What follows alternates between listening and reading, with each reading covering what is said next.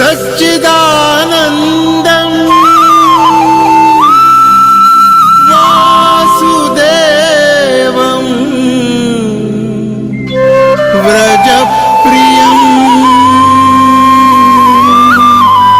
धर्मसंस्थापकं वीरं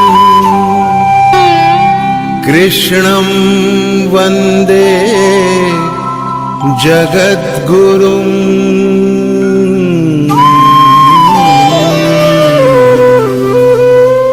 ईश्वर भक्ति भाव से बहती संस्कारों की धारा, भारत माँ की सेवा में गीता परिवार हमारा, गीता परिवार हमारा। ईश्वर भक्ति भाव से बहती संस्कारों की धारा, भारत माँ की सेवा में गीता परिवार हमारा, गीता परिवार हमारा। जय भारत माँ, जय गीता माँ, जय भारत माँ, जय गीता माँ।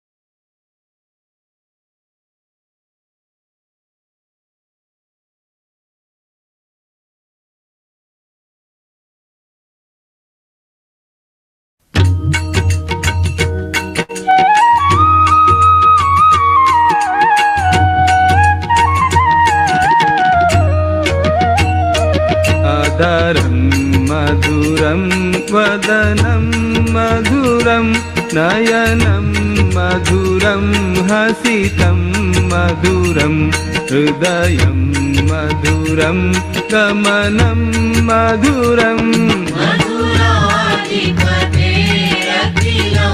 मधुरं मधुराधिपतेरखिलं मधुरम्।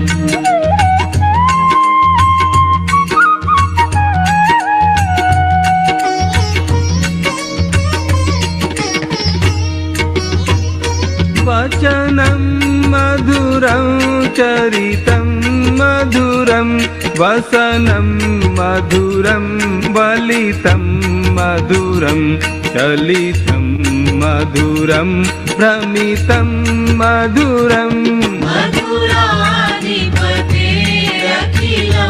मधुरं मधुराधिपतेरखिलं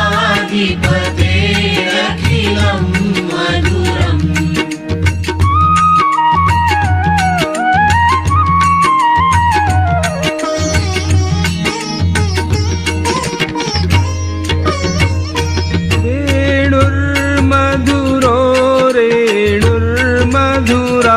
पाणिर्मधुरः पादौ मधुरौ नृत्यं मधुरं सख्यं मधुरं मधुराधिपतेरखिलं मधुरं मधुराधिपतेरखिलं मधुरम्।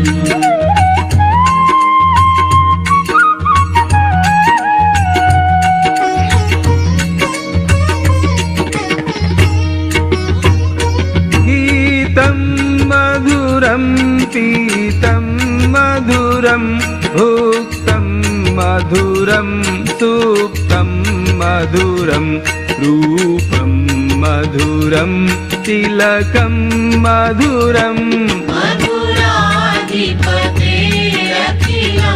मधुरं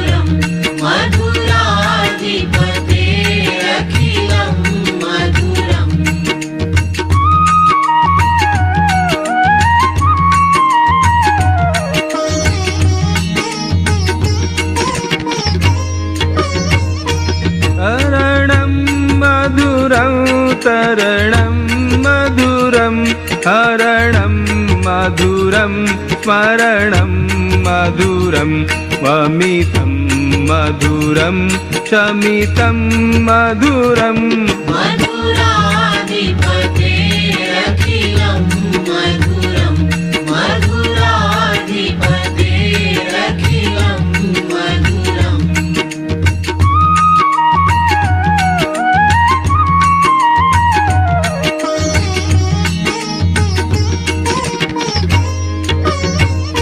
कुञ्जा मधुरा माला मधुरा यमुना मधुरा वीची मधुरा सलिलं मधुरं कमलं मधुरम् मधुराधिपतेरखिलं मधुरं मधुराधिपतेरखिलं मधुरम्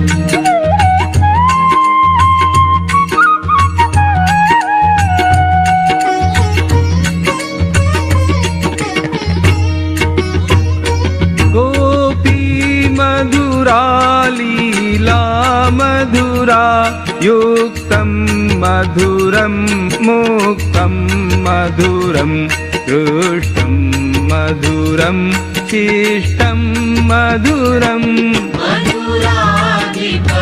मधुराधिपतेरखिलं मधुरं मधुराधिपतेरखिलं मधुरम्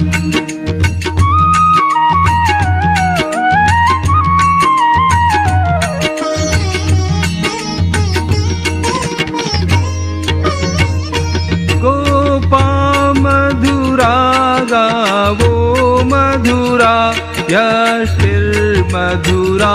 सृष्टिर्मधुरा दलितं मधुरं फलितं मधुरम्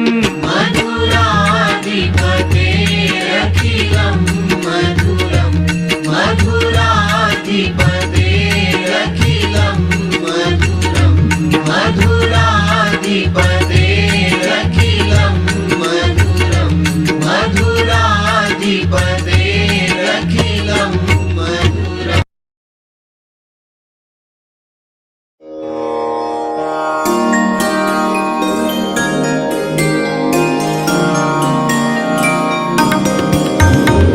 सद्गुणों की साधना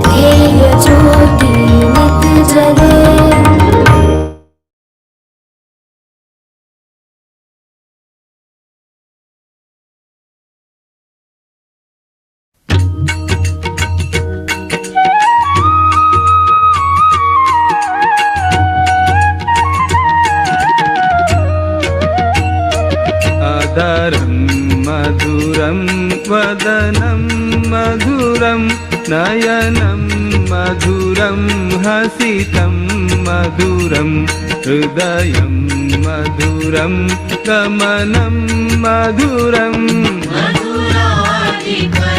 मधुराधिपतेरखिलं मधुरं मधुराधिपतेरखिलं मधुरम्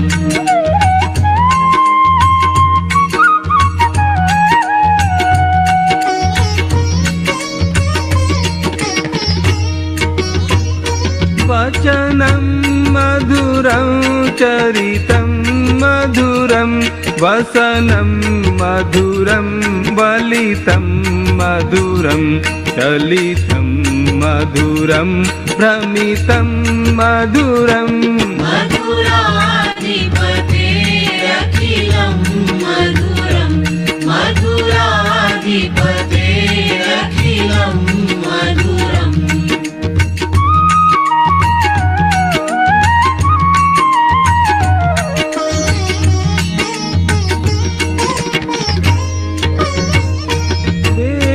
वेणुर्मधुरो रेणुर्मधुराः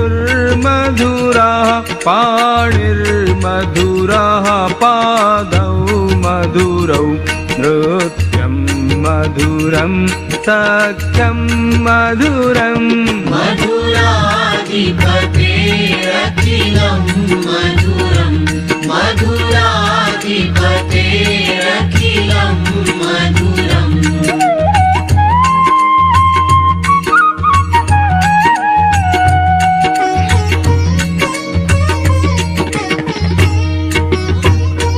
गीतं मधुरं पीतं मधुरं भुक्तं मधुरं सुप्तं मधुरं रूपं मधुरं तिलकं मधुरम् मधुराधिपतेरखिलं मधुरं मधुराधिपतेरखिलं मधुरम्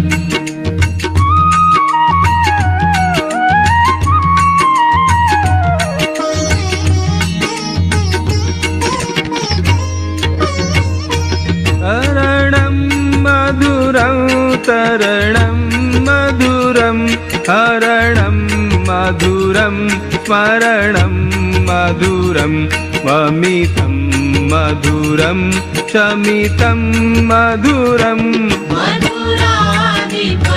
मधुराधिपतेरखिलं मधुरं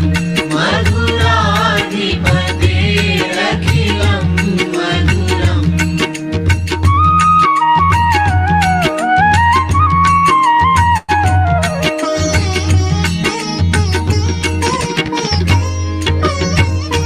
कुञ्जा मधुरा माला मधुरा यमुना मधुरा वीची मधुरा सलिलं मधुरं कमलं मधुरम् मधुराधिपतेरखिलं मधुरं मधुराधिपतेरखिलं मधुरम्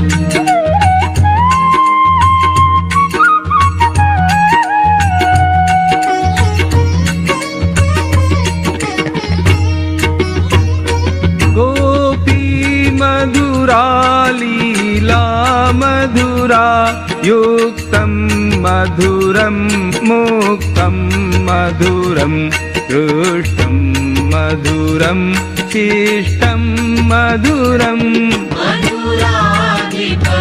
मधुराधिपतेरखिलं मधुरं मधुराधिपतेरखिलं मधुरम्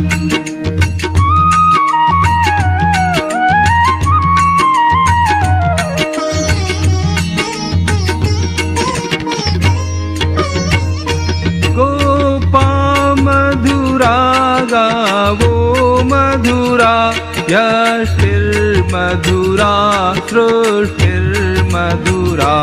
दलितं मधुरं फलितं मधुरम्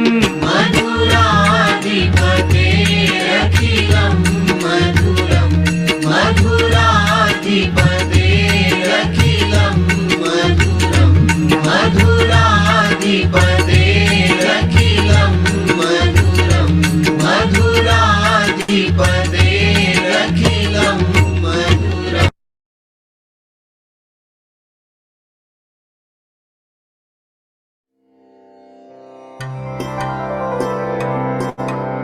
श्री गुरु चरण सरोज रज निज मन मुकुरु सुधारी बरनऊ रघुवर विमल जसु जोदायक फलचारी बुद्धिहीन तनु जानिके सुमिरो पवन कुमार बल बुद्धि विद्या देहु मोहि हरहु कलेस विकार। जय हनुमान ज्ञान गुण सागर जय कपीसति लोक उजागर रामदूत अतुलित बल धामा अंजनी पुत्र पवन सुत नामा महावीर विक्रम बजरंगी कुमति निवार सुमति के संगी कंचन वरन विराज सुवेसा कानन कुंडल कुंचित केसा हाथ वज्र और ध्वजा विराजे कांधे मूज जनेऊ साजे शंकर सुवन केसरी नंदन तेज प्रताप महाजगवंदन विद्यावान गुणी अति चातुर राम काज करिवे को आतुर प्रभु चरित्र सुनिवे को रसिया राम लखन सीता मन बसिया सूक्ष्म रूप धरि सियहि दिखावा विकट रूप धरि लंक जरावा भीम रूप धरि असुर संहारे रामचंद्र के काज सवारे लाय सजीवन लखन जियाए श्री रघुवीर हरषि उर लाए रघुपति कीनी बहुत बड़ाई तुम मम प्रिय भरत ही सम भाई सहस वदन तुम्हारो जस गावे अस कहि श्रीपति कंठ लगावे सनकादिक ब्रह्मादि मुनीसा नारद सारद सहित अहिसा जम कुबेर दिक्पाल जहाते कवि कोविद कहि सकै कहाते तुम उपकार सुग्रीव ही कीन्हा राम मिलाय राजपद दीन्हा तुम्हारो मंत्र विभीषण माना लंकेश्वर भय सब जग जाना जुग सहस्र जो जन पर भानु लील्यो ताहि मधुर फल जानू प्रभु मुद्रिका मेलि मुख माही जलधि लांघि गए अचरज नाही दुर्गम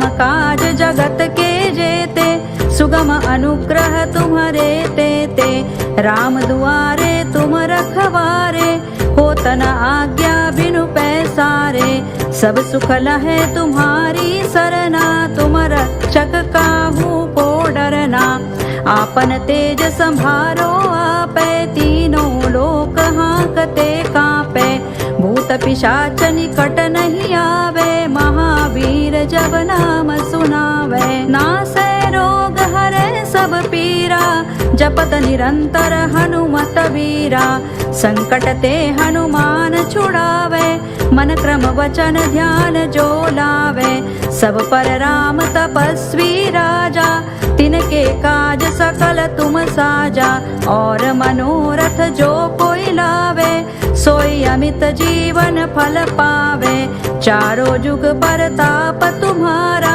है प्रसिद्ध जगत उजियारा साधु संत के तुम रखवारे असुर निकंदन राम दुलारे अष्ट सिद्धि नौ निधि के दाता सवर दीन जानकी माता राम रसायन तुम्हारे पासा सदा रहो रघुपति के दासा तुम्हारे भजन राम को पावे जन्म जन्म के दुख बिसरावे अंत काल रघुवर पुर जाई जहाँ जन्म हरि भक्त कहाई और देवता चित्तन धरई हनुमत से सर्व सुख करई संकट कटे मिटे सब पीरा जो सुमिरे हनुमत बलबीरा जय जय जय हनुमान गोसाई कृपा करहु गुरुदेव की नाई जो सत बार पाठ कर कोई छूटे ही बंदी महा सुख होई जो यह पढ़े हनुमान चालीसा होय सिद्धि साखी गौरी सा तुलसीदास सदा हरि चेरा की जय नाथ हृदय महडेरा की जय नाथ हृदय महडेरा पवन तनय संकट हरण मंगल मूर्ति रूप राम लखन सीता सहित हृदय बसहु सुर भूप सियावर रामचंद्र की जय। पवन सुत हनुमान की जय। उमापति महादेव की जय।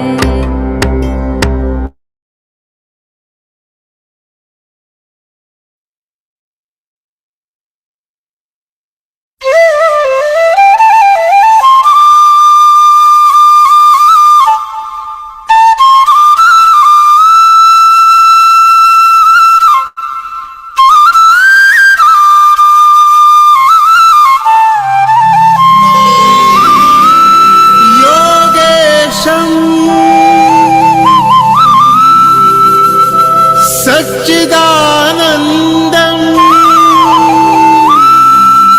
वासुदेवम् व्रजप्रियम्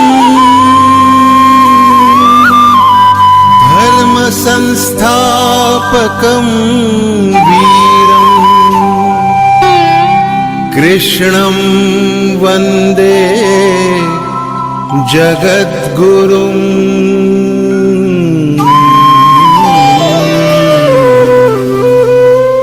ईश्वर भक्ति भाव से बहती संस्कारों की धारा, भारत माँ की सेवा में गीता परिवार हमारा, गीता परिवार हमारा।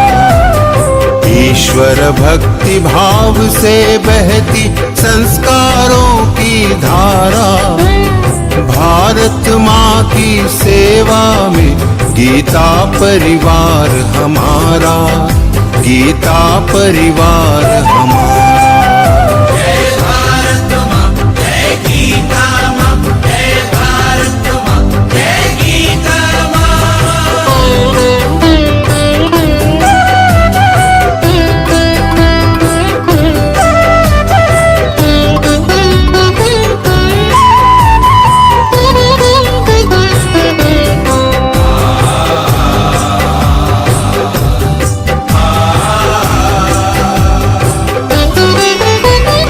भारतीय संस्कृति का वैभव जग में सबसे न्यारा। जय भारत माँ, जय गीता माँ, जय भारत माँ, जय गीता माँ। भारतीय संस्कृति का वैभव जग में सबसे न्यारा। ज्ञान और विज्ञान यहीं से सबने पाया सारा, सबने पाया सारा। कुछ धूलों से हारा फिर से जीते देश हमारा, गीता परिवार हमारा, गीता परिवार हमारा। जय श्री कृष्ण। जय श्री कृष्ण to everyone.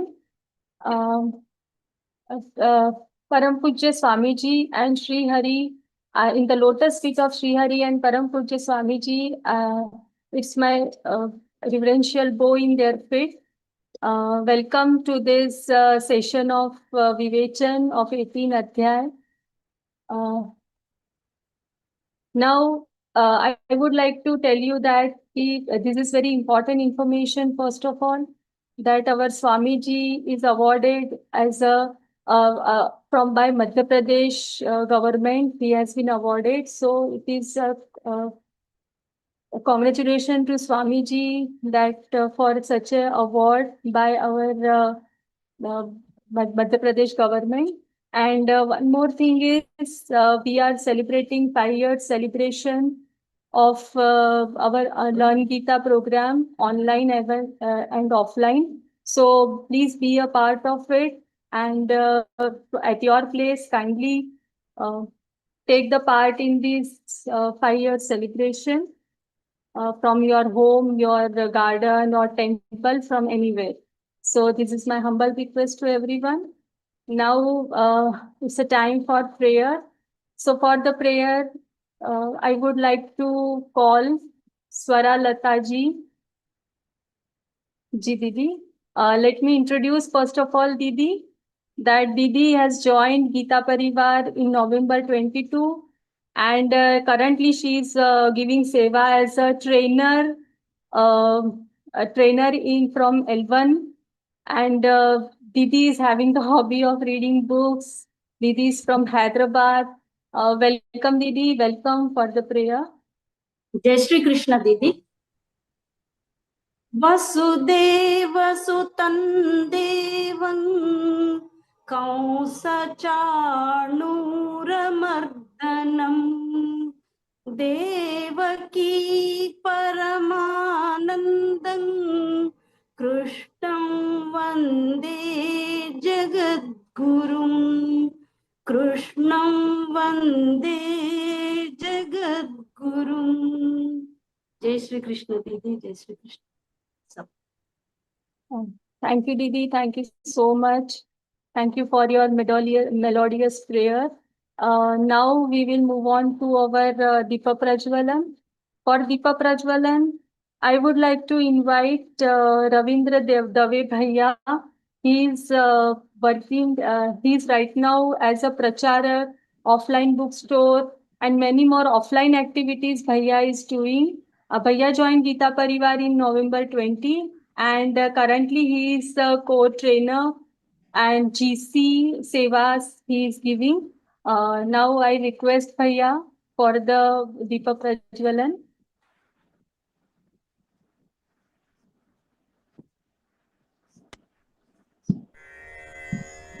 निषिद्धैरप्येभिर्लुलितमकरन्दो मधुकरैः करैरिन्दोरन्तश्छुरित इव सम्भिन्नमुकुलः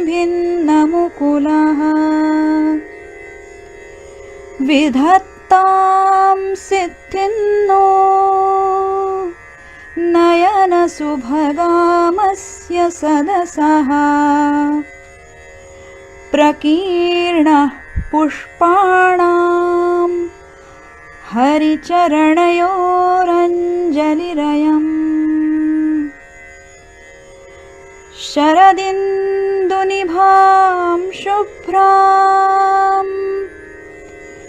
शुभ्रवस्त्रैरलङ्कृतां कलहंसकृतावासां वरदां शारदां नुमः वरदां शारदां नुमः।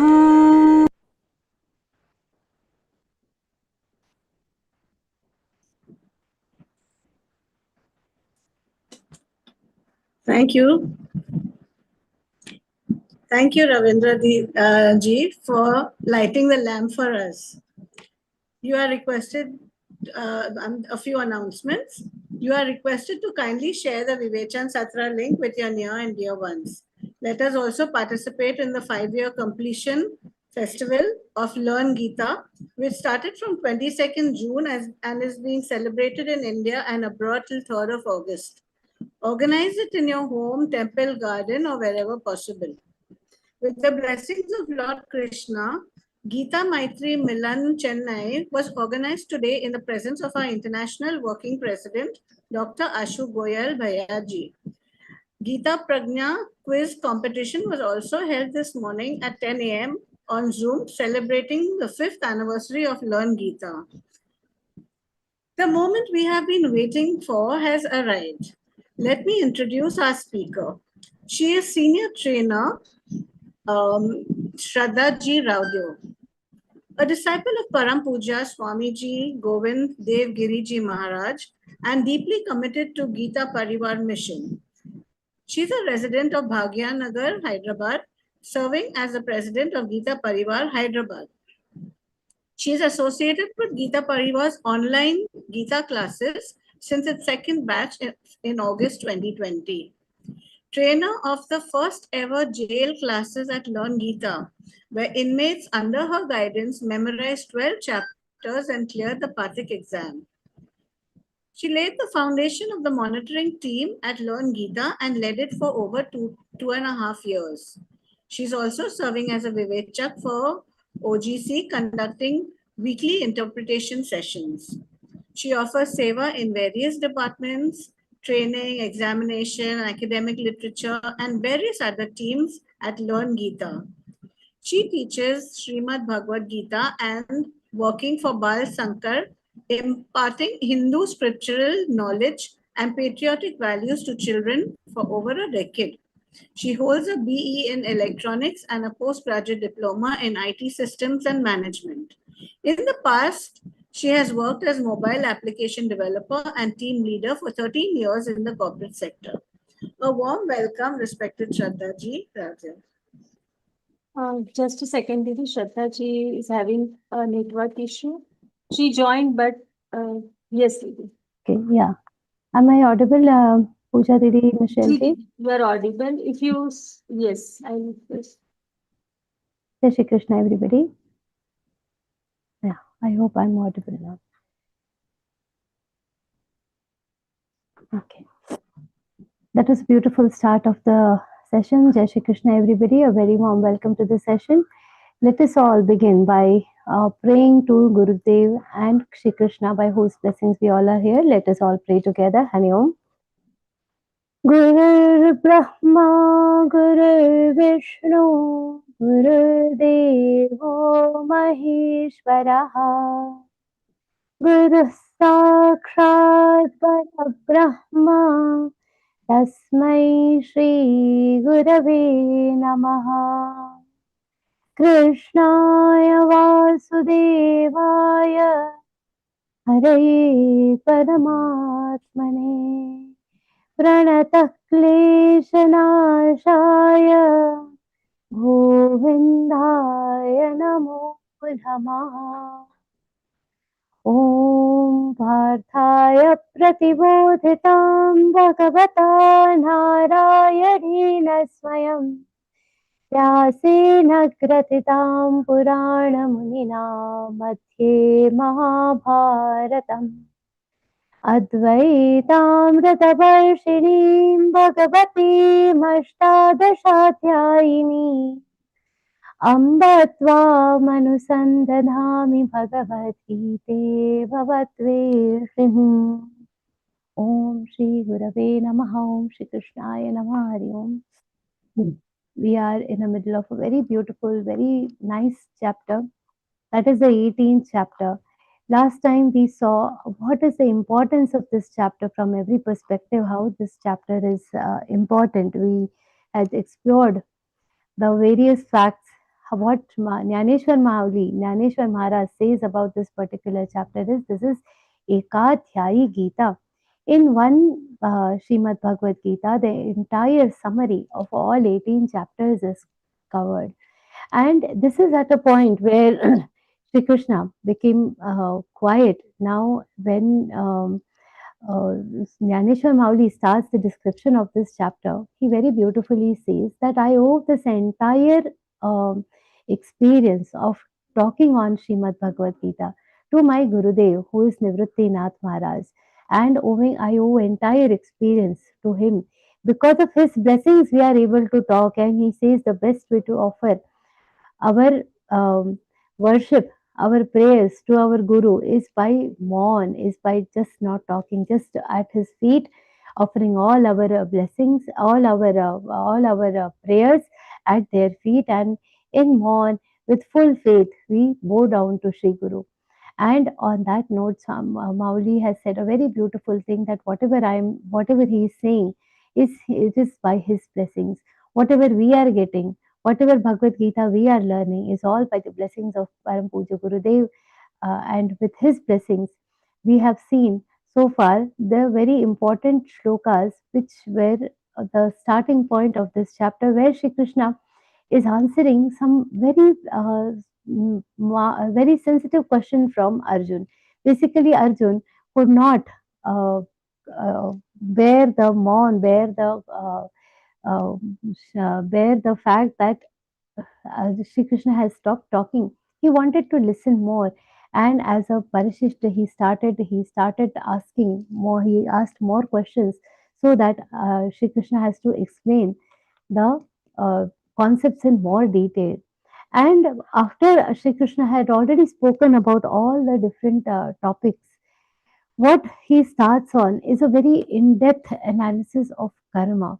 Jnaneshwar Maharaj very rightly calls it Ekadhyayi Gita, because whatever we have learned about karma yoga initially, a much more detailed analysis is given in this chapter, which we will be seeing today. So far, what we have seen is what are the important things that are required in a human being's life. Yajna, dana, tapa. All these things are so imperative, so essential that we cannot uh, leave anything, that we had seen last time. And we had also seen that talking about karma, Sri Krishna had explained about what are the three types of karma. And we had seen what is sattvic karma, what is rajasi karma, what is tamasi karma. All these things we had seen. And as a result of any karma, what is the outcome that we get? There are two types of outcome, either a favorable outcome or an unfavorable outcome. We had seen up till this. Now, karma, when we are talking about karma, we should also take a minute to analyze why karma is so important in our life. Why is it that the entire emphasis, this chapter, when he starts about the talking about the summary, when Sri Krishna is talking about karma, what is it that makes karma so very important in our lives? What makes it important is the fact that karma is a means of chitta shuddhi. What is chitta shuddhi? Clearing our conscience. And for our chitta shuddhi, the three best karma, three most essential karma that have to be done are yajna, tapa, and dan. We had seen this in the last session, that Shri Krishna says these you cannot compromise on. These three are essentially required for anybody to sustain and to have a very beautiful dharmic life. And having understood this point, Shri Krishna explained what is sattvic karma, what is rajasi karma, and we all know that the best of all these we had seen that was not the karma, sorry, the tyag. The karma phala tyag was the concept that we explored last time. And in that karma phala tyag, what type of tyag, what type of renunciation is the best, that we had seen. When we had seen the sattvic type of tyag, that was the most superior. And when people are talking about karma phala tyag, what is going to be most important? How, what is going to be most important before we do a karma phala tyag? That is renunciation of the fruits of any karma. First, we have to be able to do the karma in an appropriate way. And to understand, to do the karma in an appropriate way, Shri Krishna does a very detailed analysis of what is karma, how is anything executed. And very beautifully, Shri Krishna starts from the shlokas that we are going to discuss today about five essential things which decide how a karma has to be done. For any task to be accomplished, when I say any task, it literally means any task, not only just any dharmic task or any spiritual task, any task, whether it is running an organization, whether it is running a household, anything for that matter. Very small activities to everything, it has five essential components to it. What are these five essential components? We see from the 13th shlok, we will start today. पञ्चैतानि महाबाहो कारणानि निबोध मे साङ्ख्ये कृतान्ते प्रोक्तानि सिद्धये सर्वकर्मणाम्. Panchaitani Mahabaho. Bhagwan says that first he has said what Nibodhame, Karanani Nibodhame. Nibodha means I am telling you. What he is telling? Sarva Karmanam Siddhaye Etani Pancha Karanani Kritante. Means what? That there are five essential for any kind of activities, for any kind of task to attain its completion. There are five important things which are mentioned. And where are these mentioned? Sankhya Kratante. In the Sankhya Darshan. Sankhya Darshan is a very popular darshan in our scriptures. In the Sankhya Darshan, there are five important things that are present. So, one thing we have to understand here, that whatever is present in Śrīmad-Bhagavadgītā is present everywhere. By just learning one scripture of Śrīmad-Bhagavadgītā, we can get the fruits of reading all the other scriptures. So we should also avoid this habit of just running to every other class, every other opportunity that we get, but first master this Srimad Bhagavad Gita. We should definitely try to explore the Upanishads and everything, but just learning one this Srimad Bhagavad Gita is going to acquaint us with so much knowledge. And here Shri Krishna says, from the Sankhya Darshan, what are the 5 important things that are mentioned as important components of accomplishing any task? He's saying, as per Sankhya Darshan, there are 5 reasons, 5 essential components. And what are these 5 components? He explains in the next shlok. Adhishthānam tatha karta karanaim cha prathagvidham vividhāscha prathak cheshta daivaim chaivatra panchamam. Shri Krishna says the 5 important things are, first is adhishthana. Adhishthana is any platform which becomes a main thing to accomplish anything, like a main body to accomplish anything. Adhishthana, in our case, this adhishthana becomes the body, the sharir. Adhishthana, without body, it is not possible to do anything. And as I told you, this is applicable to other things also, not only to the activities that we physically do. This entire knowledge, this principle that these 5 things are important, is applicable to organizations, household, everywhere. So in an organization also, if you see, Adhishthana will be the office. If you want to run an organization, you will need a place. So if you are doing farming, you need a field. If you are in a house, if when I'm cooking, suppose a small activity of cooking, I need a kitchen, a platform to start my work. That becomes the Adhishthana. For any activity to begin, that is the Adhishthana. Karta. Adhishthana, and then next thing is Karta. Karta is the person who is doing it. The task is done by the body. Now here very important. Who is the doer? The Karta literally translates into doer. So who is the doer? Who is the one? The one who keeps saying, I have done, I have done. But it is not the person, it is not the real me. If I say I am doing it, though I am saying I am doing it, actually who am I? We are not this body. We are the soul residing in this body. So it is not I, it is part of the pure Paramatma, which is Jivatma. It is very close to this body, physically very close to the body. So it has started believing that this body is me. But this Atma is not the Karta. Me is not the Karta. This body is the Karta. Body, the different parts. This becomes a Karta when the Jivatma gets converted. When the Atma gets converted to Jivatma, it starts believing that it is the doer, but understand that it is the reflection. Atma is the reflection of Paramatma within us, but Karta is the actual person, actual sharir, which is doing this work. Then Karana. Karana is the instrument. Karana will be the instruments, that is the sense organs. Now this body, it is a broad category, but small things, that sense organs or the instruments that we use. For instance, I am seeing my sense organ. Eyes are the Karana, that is the means of seeing. Now I am also using a specs to see, spectacles, that becomes my Upakarana. So everything for the activity of seeing, my body is my Adhishthana. I am the Karta, and my Karana, the instrument, is my eyes, and Upakarana is not mentioned in the shloka, but I am telling you, it also comes under the category of Karana, that is the instrument, the tools that we are using. And Cheshta, the most important, that is the efforts that we take. Now to see something, I will have to keep my eyes open. The eyes, that is an effort that I am trying to do to see something. That is the cheshta, the actual efforts that a person puts in, that is cheshta. Then daivam. Now a person might have eyes, he might be awake also, but still there could be a chance that he is not able to see. That is owing to the fortune or destiny. He might not be having the vision.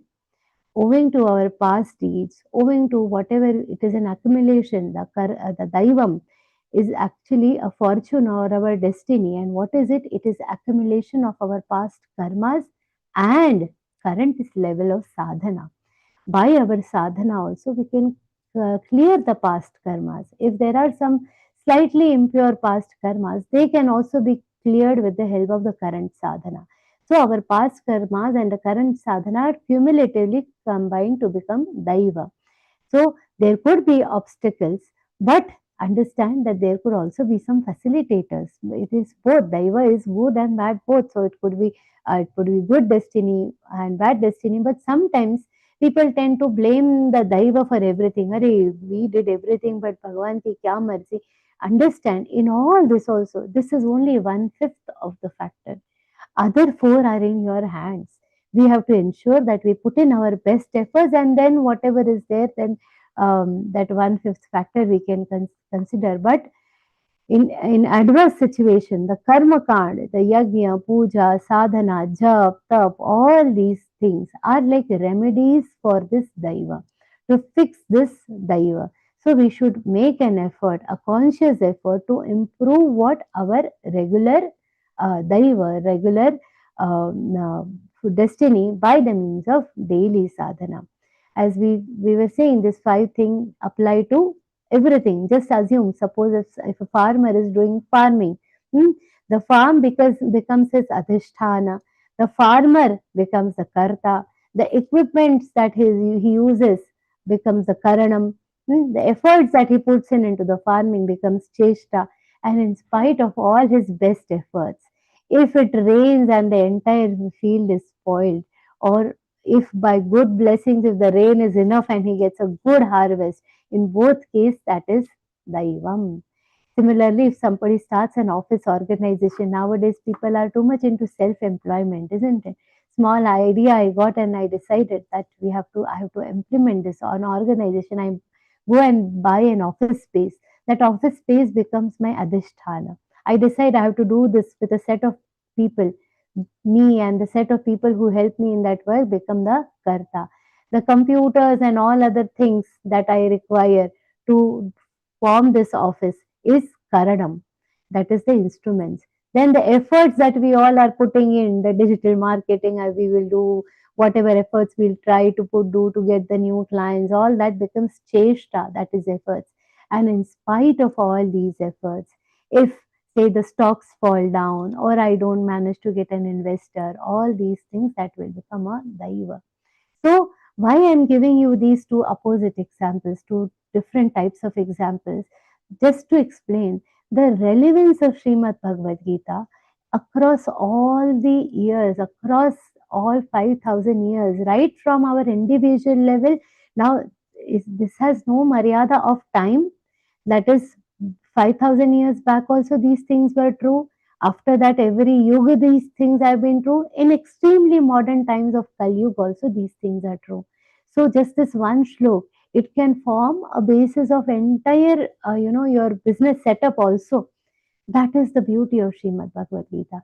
Apart from this, it applies to my individual level, it also applies to a group of people, it also applies to the society. That is the beauty of Śrīmad Bhagavad Gita. Hence, these two extreme examples I am trying to tell you that these are the things that we need. And this is so, see the amount of detailing that is there in Bhagavad Gita. Nobody should ever feel, and if you want to ever justify to others how relevant Śrīmad Bhagavad Gita is even today, these are the shlokas which you can tell others and see how relevant it is even in these times. And explaining all these things further, Shri Krishna Bhagavan elaborates, Sharira Vang Mano Yat Karma Prarabhate Naraha Nyayam Va Viparitam Va Panchaite Tasya Hetavaha. All the task that we start with what? With either our body, speech, or the man. Vang, mano, bhiryat. So sharira is the body, vang is our capacity to talk by our speech, or mana by the mano bhihi. So we start it by either our body or by our speech or by our mind. So, and now see the important thing here. We had seen in the 17th chapter also, when Sri Krishna is saying that any task that we are starting, it starts either with our body, speech, or mind. And just before this chapter, in the 17th chapter, he has told us about tap. Tap, that is penance. In the third chapter, if you remember, in the three types of tap, what are the three types of tap? Sharirik tap, Vangmay tap, and Manasik tap. So he has told about three types of tap also. And the same thing he, so if we are, we now we understand, see, we can correlate all the chapters by the means of this adhyay. That is another thing I want to bring to your notice. We can correlate that every task that we start is starting with either three of them. That is the importance of doing the tap on all these three levels. We have to do the sharirik tap. We should also do the Vangmay, that is the tap of the speech. What is the tap of speech? Chanting Bhagavad Gita, talking nicely. Anudvegakaram vakyam satyam priyahitanjayat. This is our Vanika tap, speech, tap of our speech. For the mind also, following good thoughts, that is the tap for our mind. So Manasik tap, all these three types of tap, he has elaborated in the 17th chapter, and what is their importance we can correlate now.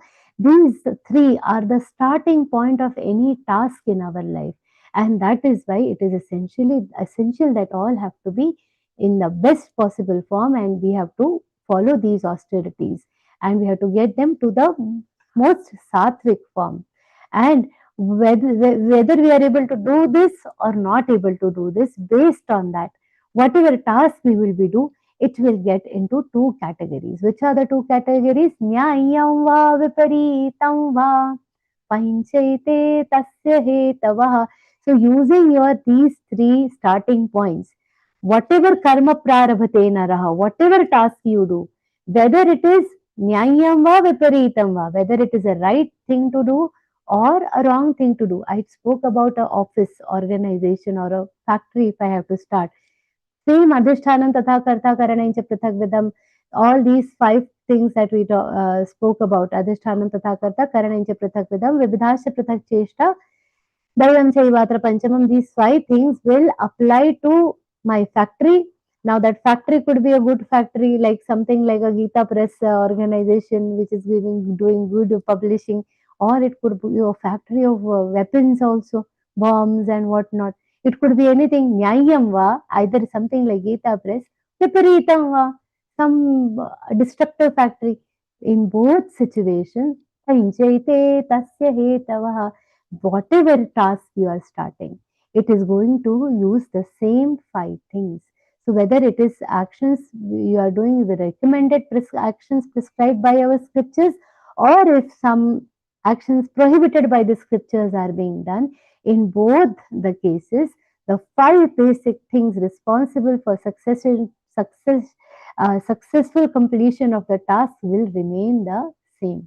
Whether it is a good product that we are manufacturing or an unfavorable product that I am manufacturing, whether the task that I am doing is good for the society or not good for the society, in any case, it is going to use these five things. And one corollary that Swamiji adds here, understand that in both these things, in these five things, Atma is nowhere in the picture. Whatever it is, whether you are doing a good job or an unfavorable job, or if whether you are doing a favorable or unfavorable job, Atma is not coming into the picture. It is nowhere in the picture. These five things will be responsible, but Atma remains detached. It will not be involved in any of this task. But what happens? Humans start believing that Atma is the karta. Atma starts believing that we are the doer. So these five are the important components. What is not the component is our Atma. तत्रैवं सति कर्तारमात्मानं केवलं तु यः पश्यत्यकृतबुद्धित्वान् न स पश्यति दुर्मतिः. So what Shri Krishna says, that though we consider, see, we means the people who are not very learned, those who don't have the complete knowledge about karma, all these things, they start believing that Atma is the doer. We are set on a path of understanding who am I. Hmm? But who am I that we are trying to understand, and we start believing that we are the doers, and what we start also believing that Atma, that me is the Atma, Atmanam Kartaram Pashyati. That is what Shri Krishna says, that Tatrevam Sati Kartaram. So even though that is the case, even though that whether it is a good act or bad act, that is these five are responsible. Tatraivam Sati Kartaram, though that is the case, Tatraivam Sati means that being the case, people start believing that Atma is the Karta. They still feel that Atmanam Kartaram Pashyati. However, what is this? This is pure ignorance. This is what? This is a pure ignorance. This is pure ajnan, is what Shri Krishna says. Akrita buddhitvan. This is the Pashyati Akrita buddhitvan. Means what? Akrita buddhitvan means the people whose knowledge is not shaped properly, owing to their ignorance, owing to their untrained or unpolished understanding, they start seeing what? Atmanam Kartaram Pashyati. So that is the problem with people who understand this. Now, for instance, now how to understand this shloka? If Atmanam Kartaram, how what is it that he is actually trying to say? Basically, and how do we understand that Atma is not the doer? That also we have to try to analyze. If Shri Krishna says, okay, people see this as Atma doing everything, and if Atma is not actually doing everything, how do we understand this? What is he actually trying to make us understand? For instance, this there is a lamp which is here, and in the light of that lamp, I am talking to you. Now we are all talking in the light of the lamp. Now, if the lamp starts believing that I am only the one who is doing this vivechan, is it going to do? No, in the light of this lamp, we are talking to each other. You are able to see me, I am able to talk to you because there is some lamp in this light. But we cannot consider the lamp as the doer of any activities. In the light of sun god, we everything is happening, the plants are growing, we are able to eat, every activity on this earth is happening because of the sun will never say I am the doer, he is just sitting and burning and doing his activities there, but we are taking the deriving the energy from it. Atma is like that source of energy behind all the activities. But people who start believing that Atma itself is the doer, who start believing that I am the Atma and Atma is responsible for all these activities, for them, Shri Krishna says, Pashyatya Krita Buddhitva Nasa Pashyati Durmatihi. What does he say? Such people are Durmati. They are the ignorant ones. They are the ones with a perverted intelligence. They are the ones who are not the right, those who don't have the right type of intellect. So we have to understand. Now, similar thing has been said previously also. In the third chapter also, at many places, in fact, we will see that when Shri Krishna says, Prakrite kriyamanani gunai karmani sarvashaha ahankara vimudhatma kartahamiti manyate. Same thing, same principle that we are discussing, that people start believing that we are the doer. He has said this in the third chapter also, that ahankara vimudhatma, the thing which makes us feel that Atma is the doer, I am the doer, and I am the Atma, and Atma is the doer because of this explanation. They are doing because of what? Ahankara. Ahankara in Sanskrit doesn't mean pride, the one that we talk in Hindi or Marathi, all other languages. Ahankara here in Sanskrit language and throughout Bhagavad Gita, it refers to the misidentification that, or it means I-ness, the thing that aham krita, the aham krita bhava, that the sense of I-ness is ahankara. So, ahankara vimudhatma karta hai mati manyate. The same essence is expressed in the third chapter also. Shri Krishna says, all the tasks are done by the Prakriti, but out of our ahankar, out of our misidentification, we end up thinking ourselves, that is the Atma as the Karta, and this is clearly due to the lack of knowledge. Nasa pashyati durmatihi. This is the perception of a durmati who is not knowledgeable. So what is the vision of the learned people, the wise people? What do they think? Yasya nahankrito bhavo buddhir yasya na lipyate hatva pisaimallokan nahanti na nibadyate. What Sri Krishna says here, yasya naham krito bhavo. This is exactly opposite of what we were talking earlier. The person who understands that I am not I am not the sharir, I am the atma. They do not, they have a good amount of understanding of who we are, who is the atma. Such a person, yasya ahankritah na bhavah, the one who does not have the ego of being a doer, no egoistic notions, no I-ness. Yasya buddhihi na lipyate. Lipyate means not tainted. Literally it means, covered, lipyate. When we put some, lape on something, that means we are covering it with a layer of certain things. The buddhi, the intellect is na lipyate, means intellect is not covered with a layer of ignorance. It is not covered with any ahankar. It is not covered by emotions like kama and krodha. For such a person, yasya buddhihi na lipyate, the person whose intellect is also not tainted. For such a person, saha iman lokan hatva api hanti na nibadyate. This is a very extreme example that he has given about actually killing somebody. But why? Because now we should also not forget that where is this entire conversation, entire dialogue happening? In the battlefield, where the starting point is where Shri Krishna says, Guru nahatva hi mahanubhavan. I cannot kill my Guru, I cannot kill Bhishma Pitama, I cannot kill my own people. He is seeing that. So basically, as with under the influence of his own ahankar, under the influence of his ahankrita bhav, what Arjun is feeling, that he is the one who is killing. He is the one who is actually killing. That is the root cause. But here, this is what Sri Krishna is trying to explain him, that because of your ahankruta bhava, you are feeling like that. If you forget this ahankrita bhava, then you will not, you have to be what? You should not be a durmati. Your buddhi should not be lipyate. Because your intellect is tainted, this bhav is coming to you. That is what Sri Krishna is explaining in short. And what he is further clarifying, that the one whose intellect is not tainted, such a person, even if he ends up killing somebody, hatva api hanti na nibhadyate. It will not incur into a sin.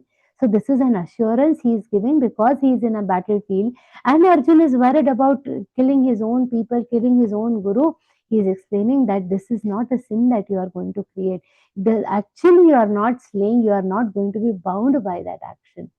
And this similar example we had seen earlier. Now this is in the battlefield, so we start feeling that okay, we have to ignore, we are not in a battlefield, which actually we are. Even in our daily life, we are in a battlefield only. But similar thing we can see now. You must have seen in the courts. I think we have discussed this example earlier. In the courts, where the judge says that a person is convicted of a murder or some other crime, and this person, the person who is convicted needs to be hanged, gets a life punishment, punishment of hanging up to death, if that kind of punishment is given, and it is executed by that fellow, the jallad, he is the hangman who executes that particular punishment. Now, he is doing at the orders of the judge. Will he also be convicted of the crime of killing? He will not be convicted. Why? Because hatva, hatva, hatva api na hanti na nibadyate. Because he is doing at the orders of this judge, he is not eligible for any kind of conviction in this case. But if the same jallad goes out on the road and decides, I am a jallad, I can kill anybody, he does that same activity on the road and does this thing, will he be punished or not? He will be convicted of a crime, isn't it? So, under what circumstances? So, this we have to understand. When we say that this activity, this action I am doing, my Ishwar has told me, then it will not become a binding. Now, here this extreme example is used because Bhagavad Gita is a dialogue happening in the battlefield. So that is the reason this extreme example has been taken. But for us, we have to understand But when we are doing our karma is binding on us because we are having that ahankrita bhav. We are not taking our refuge into Shri Krishna. When we are not taking refuge in not just Shri Krishna, Paramatma, Bhagwan, maybe it could be Sri Ram, it could be Renuka Mata, any deity of your choice. But we are not able to completely offer ourselves, completely take refuge in our faith. And that is why the karma becomes a binding on us. This is the deeper meaning of this shloka.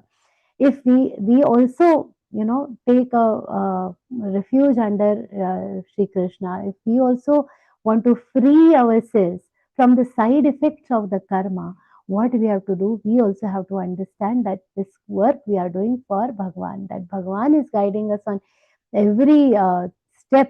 And when he is guiding us, when I am doing under everything under his order, his behest, he will become our guiding force.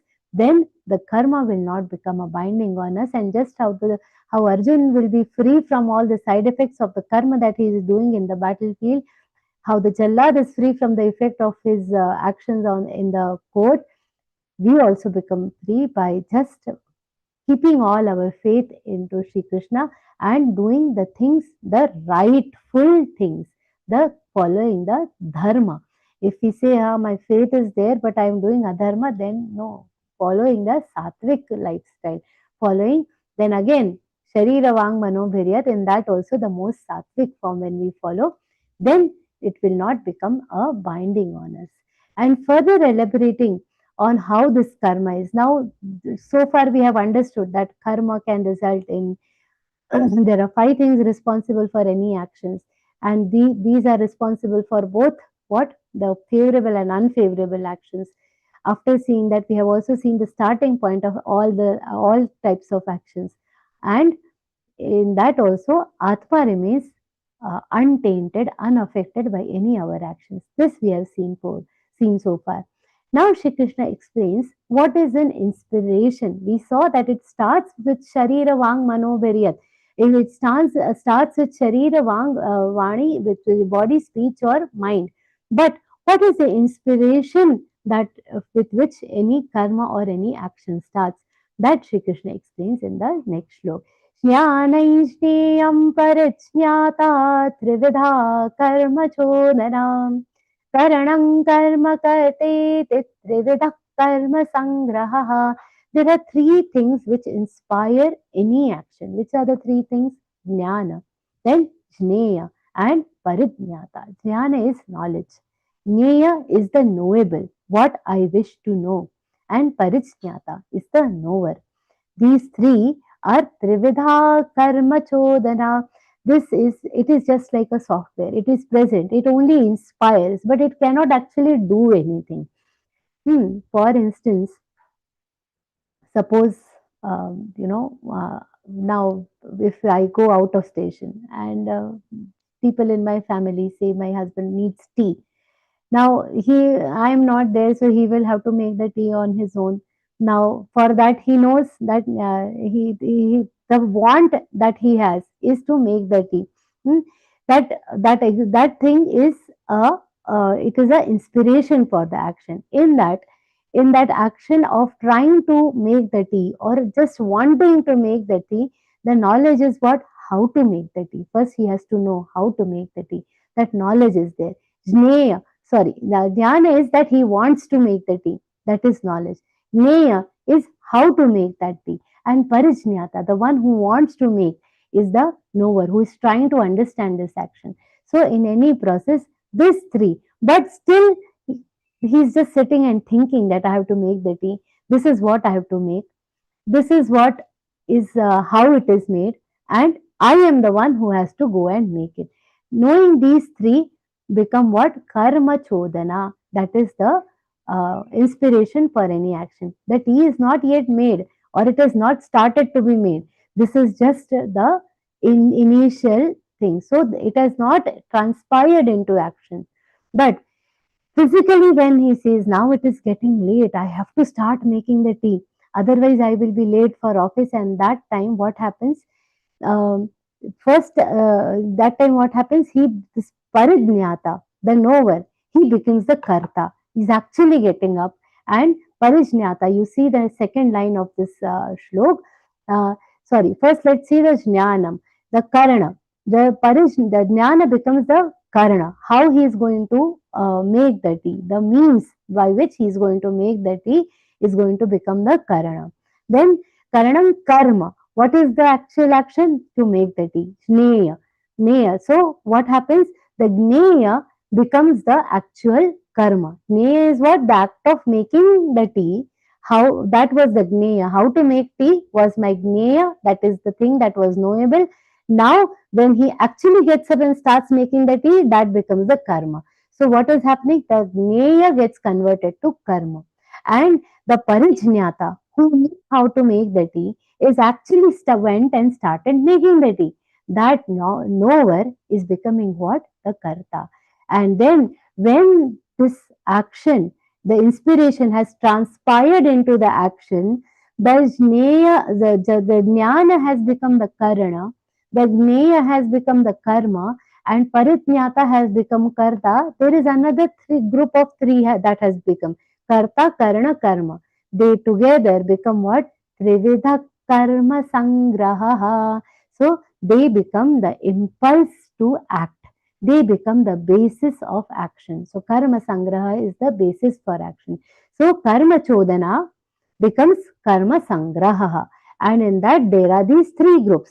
So now what has happened? These three groups of karma sangraha, the three groups of karma, three elements of karma chodana. You have to keep that shlok in front of your eyes. In the first line, the karma, three elements of the karma chodana becomes the three elements of karma sangraha. And then we get total three groups. What? The parijnata and karta, that is one category. The jnana has now become karana, that is the second category. And jnaya has become your karma, that becomes the third category. So the knower has become the doer of the action, that is parijnata karta. The jnana, that how I am going to do, and means becomes the means of achieving that thing. So jnana and karma together become the second group, and the jnaya, what I have to do, that becomes the karma, that is my actual action. So jnaya and karma, these become the third category. Now, what happens by the means of the prakriti? Now going forward, what Shri Krishna is going to do? One from each of these groups, the pariknyata karta, the jnaya karma, and the jnana karana. From these three categories, Shri Krishna chooses one of each, and he starts explaining that in detail, because they both have become one group. And now Shri Krishna starts elaborating based on the three gunas, each of these groups. So we all know that Prakriti has three properties. Prakriti is by default it has the three Trigunatmika. Prakriti is Trigunatmika. Anything that is a part of the Prakriti will be Trigunatmika. So each of these will be explained in these three formats. So Prakriti has three properties, three gunas are present everywhere, and now one of each of these categories will be explained based on these three gunas. So what Shri Krishna says, Jnanam karma cha karta cha tridhaiva guna bhedatah prochyate guna sankhyane yathavat shrunutanyapi. If you have listened very carefully, we have understood now how the karma chodana transpires into action, and it becomes the impulse to act. And taking one of all these categories, so from parijnata and karta, he has chosen to talk about karta. From jnana and karana, he has chosen to talk about jnana. And from jnaya and karma, he has chosen to talk about karma, which are basically the same. So jnana, karma cha karta cha, all these three, tridhaiva guna bhedataha, these are also divided into three categories: the sattvic category, the tamasic category, the rajoguni category.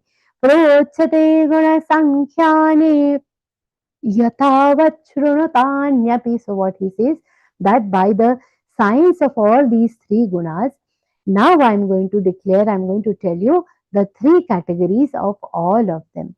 before we enter the three of all these three types of jnana, three types of karma, and three types of karta, we have to also understand what is the basis of all these three gunas. We already are aware of it. At the beginning of the session, in the last session, I had said that there is no new knowledge in this 18th chapter. Whatever we have learned earlier, that is going to be elaborated. And it is summarized in this chapter. So we all know that Sattva Gun, it depicts light, it depicts knowledge, it depicts prakash. It is something that takes you towards the higher up. It is the uplifting gun. Then Rajogun, it is kriya pradhan, action oriented gun, and the Tamogun, it is a state of inertia. It is a state of inertia. It prohibits you from doing any action. So these are the basic properties of the three gunas, and based on these three types, the jnana, karma, and karta are going to be explained further by Sri Krishna. So first he talks about jnana. Now here he talks about first the sattvic jnana, which is very very important. सर्वभूतेषु येनैकं भावमप्ययमीक्षते अविभक्तं विभक्तेषु तज्ज्ञानं विद्धि सात्विकम्. First he talks about the sattvic knowledge. Sarvabhuteshu yenaikam, whether it is in all the Pancha Mahabhut or anywhere. Now they see only one sattva, one thing. This is very important. When we are talking about the sattvic jnani, when we are talking about jnana, basically we are talking about jnani only. Why? We will come to this understanding later. But the people who have the sattvic knowledge, who are they? They are the one whose intellect is completely, shaped properly, pragalbha, paripakva, matured. They have the right kind of perception about everything. So they are very very mature in their thinking. They see what everything with a drishti of samatha. Understand that the very summary of all types of yoga is samatha, seeing everything with equanimity. Samatvam yoga uchyate. So these are perfected people who see only one tattva in everything, everyone around them. How is Ramakrishna Thakurji? When in his in the later stage of his life, he was suffering from cancer, and the cancer of the esophagus, the throat. He could not eat anything. So his people, his followers used to feel very sad that, they said, Thakurji, we really want to, give prasad for you, and all these things. They used to express their devotion and emotion, and used to feel sad for him. So Ramakrishna ji used to say, it's okay, you don't have to feed me. If you are eating it, it goes in my stomach also. That that was the feeling of ekatva that he had in they had in themselves. So if it is happening, how was Jnaneshwar Maharaj? Jnaneshwar Maharaj, if we all know, when he had gone to Python, and there they were told to prove their knowledge, prove their eligibility to get knowledge. And their whatever samvad, whatever dialogue they had, based on that, Jnaneshwar Maharaj was asked, so you are saying that Atma is same in everybody? And there was a buffalo in that area. So this Panditji asked that, so the Atma in this buffalo and you is the same? So if I hit him, will you get hurt? Jnaneshwar Maharaj said, yes, of course, I will get hurt. And then they started hitting that animal with a whip. Hunters say they started hitting him, and when he was hit, there is a mark that used to come on Jnaneshwar Maharaj's back. That showed that how connected he was. Ekatva. Their vision is of this category. Sarvabhuteshu yenaikam bhavam avyayam ikshate. Ikshate means they see. They see this one bhav, one Paramatma Tattva in all the things around them. So when this animal was being hit, every time one new mark would appear on the back of Jnaneshwar Maharaj. And when he was reciting the shlokas, He was challenged that can you make this buffalo chant the Vedas. He put his Naneshwar Maharaj put his hand on the head of this buffalo, and he could also chant the shlokas from the Vedas. And this was completely this is the highest form of yoga that they have achieved. They could feel the ye nahi kam, the same bhav is present in every other creature around them. They are so united with that bhav, with that one emotion. Vasudhaiv, we say we Vasudeva Sarvamitim, sa Mahatma Sadurlabha. Sri Krishna has said in Bhagavad Gita also that that is the kind of ekatva that these people see. Satvikta, they see that सब में एक ही तत्व है. They see that same परमात्मा तत्व everywhere. Vasudeva Sarvamiti. स महात्मा स दुर्लभः.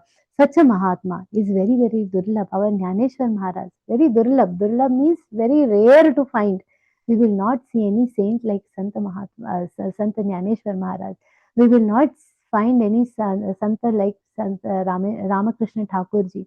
We will not see any Maharaj like Gajanan Maharaj. Gajanan Maharaj also similar thing we had seen now. We will not go into too many stories.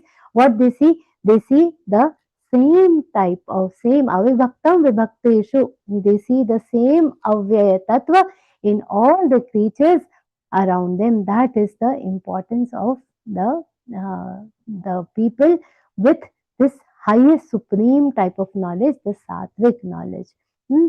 We all sing the bhajans like this, very conveniently we say, Tere naam anek tu ek hit hai, har desh mein tu, har vesh mein tu, Tere naam anek tu ek hi hai. We sing, but how many of us actually feel it? We sing that Tere naam anek, you have so many names, har desh mein tu, har bhesh mein tu. We sing all these bhajans, but how many actually experience it? Knowing is different from actually seeing. Ikshate here, that is why he says Ikshate sees, not just knows. Sri Krishna has used his words very carefully. Not only the one who knows, we all know, but we don't see it like that. We believe, we might be believing, but still we are not able to see. That is the difference. This knowledge, also I would like to add, this knowledge is a gift from Bharat to this entire world. Our country is the only country. Our Bharat Mata is the only place where this kind of knowledge is the principal knowledge, is the pradhan knowledge, it is the principal knowledge. All other countries are always focused on their own progress, on their own invasions. Our country is the one which is given the message of Vasudhaiva Kutumbakam to everybody. This is when we talk about all these scriptures, we should correlate it with what we stand for and take pride in our legacy, take pride in our country also. This knowledge, this sattvic knowledge is a gift to the entire world from us. That also we should understand. And what is the normal worldly knowledge? What is the knowledge that is prevalent in the world at the moment? Prevalent in the world now, it is the next category that we are going to see. Prathaktvena tu yajñānan nānā bhāvān prathak vidhan vetti sarveshu bhūteshu tajñānam vitti rajasam. This rajasi jnana is the knowledge of distinction. Our knowledge is what? The knowledge of Vasudhaiva Kutumbakam. But this act of prithak vidhan, seeing the prithak nana vidhan prithak vidhan, means nana bhavan prithak vidhan, means what? These various entities they will see in different kinds. This animal is different, this species is different, all these 84 lakh yonis that we see, prithak tvena. They do not understand that the antarik, the internal bhav is the same in all these things.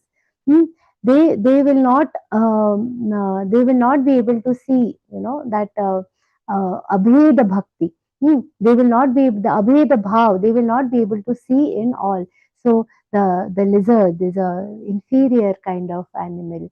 The elephant is a mighty animal. The lion is a mighty animal. This distinction that we have towards all creatures, We say, if the lion is saying so wow, mighty, when we see it on the television, not in the reality. But when you see on the television, we will say mighty animal. When our pet dog will come near us, so cute, so loving, so lovable. And the same time, the pet lizards are pet by default.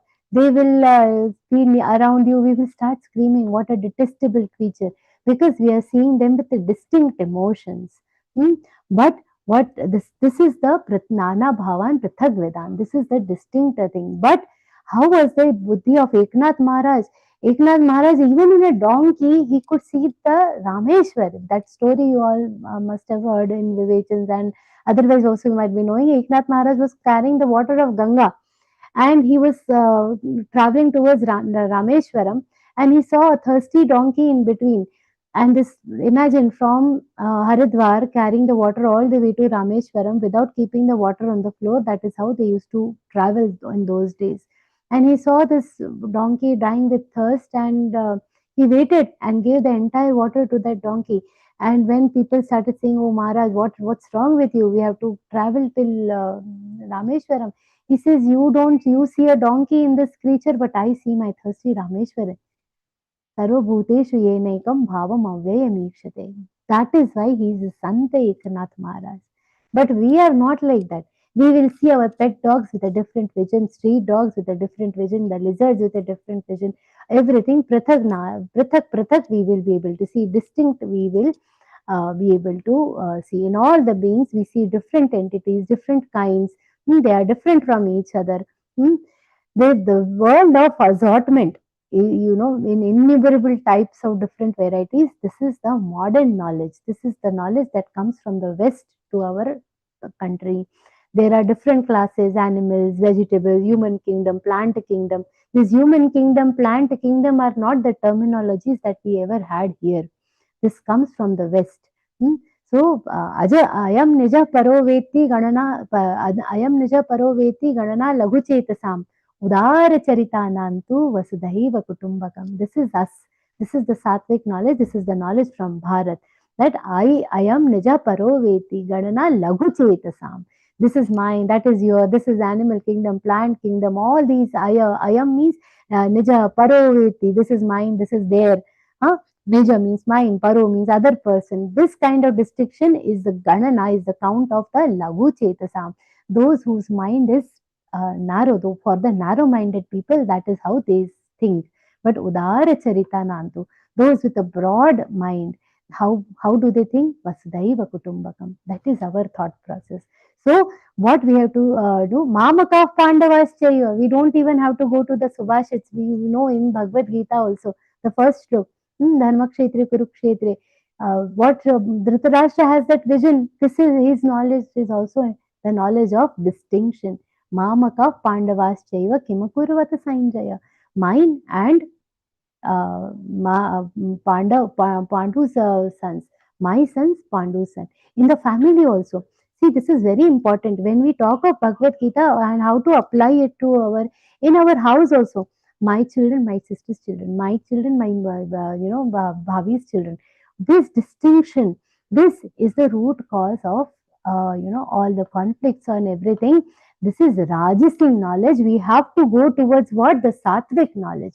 We have to remind ourselves when we say, no, मेरे बेटे ने नहीं किया, neighbors के बेटे ने किया. My son is not done, his son, our neighbors' children are like this, our children are not doing this. When this distinction comes, oh, they are also my children. When we firmly start seeing this, then we can say that our Rajasi knowledge has transpired into what? The Sattvic knowledge. This is the practice that we have to try to move to. And the third category, which Sri Krishna doesn't even call as knowledge. Now, in the first shlok, what he in the previous shlok, what he says, Tajnanam Viddhi Satvikam. Then in the next shlok, he says, Tajnanam Viddhi Rajasam. But in the next shlok, what he is going to say, he doesn't even call it Jnana. He says it is Tamas only. Tattamasam Udaratam. So what he says there, Yattu Kritsnavade Kasmin Karye Saktamahaitukam Atatvarthavadalvaincha Tattamasamudaratam. What is tamas?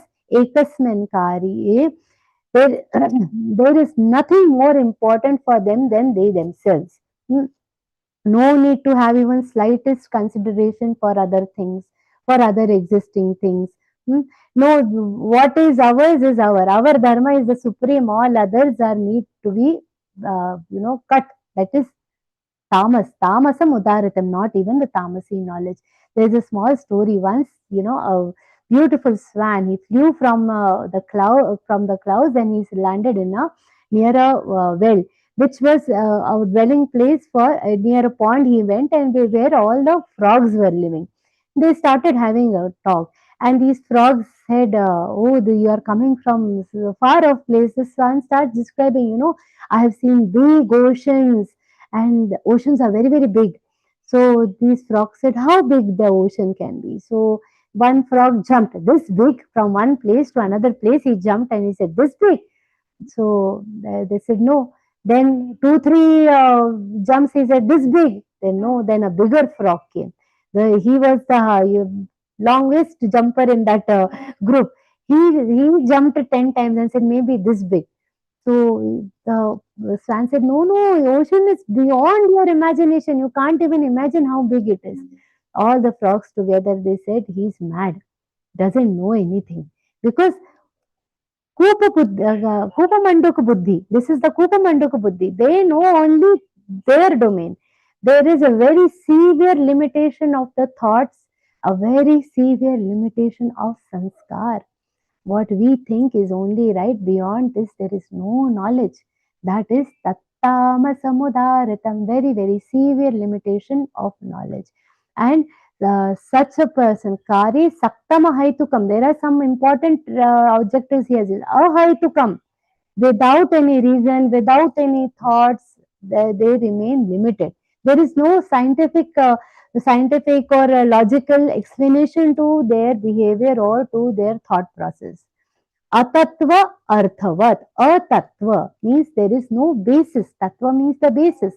No fundamental basis for anything.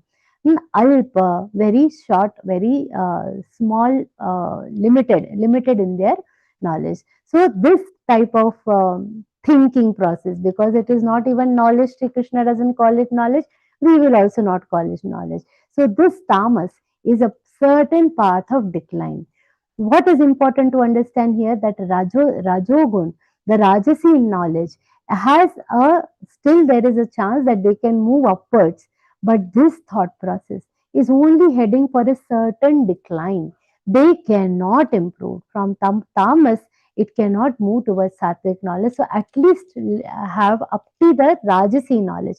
We should not consider this as wrong. The Rajasi knowledge is very very yeah, okay to have, but this tamasi should not be there at all. Now, just knowing the three types of knowledge is not enough. We need to also know that how to transcend into the next type of knowledge. We decided that how to transcend. So that transition we have to do in a different way. What Sri Krishna explains in this context further: niyatam sangarahitam aragadveshatakritam. Now to transcend into from Rajasi knowledge to Sattvic knowledge, we have to do the appropriate type of karma. What we have to do, how to and improve our karma.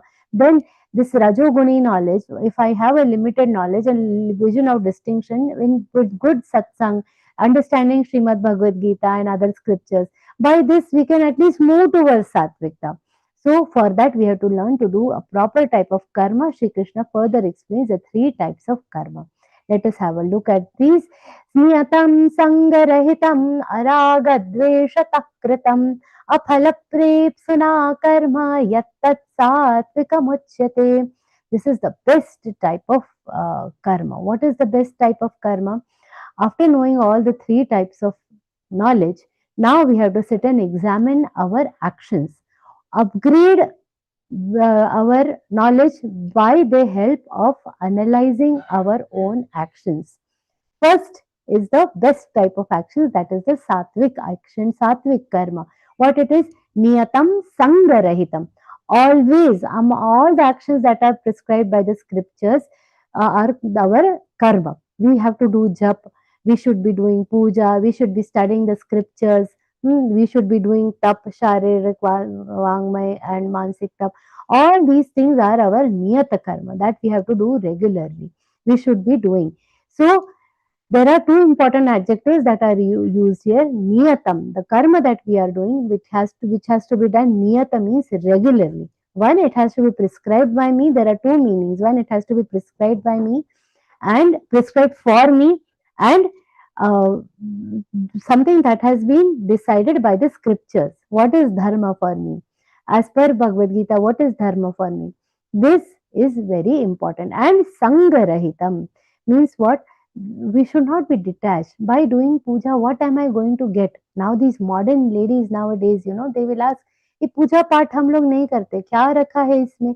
Because they are expecting some fruit in return. But we should not be attached to all these things. Sanga rahita means detached, completely detached. And araga dveshatakritam. Araga, done without a sense of attachment to the task I am doing. I am learning Bhagavad Gita. Immediately we will start propagating. Oh, we are doing, we are doing. That attachment is there for the popularity also, or that should be there. There should not also be any malice or hatred towards any task. This particular task I don't like. Some tasks I really like because it is giving me lot of recognition. But some other task which is not giving me enough recognition, we will avoid.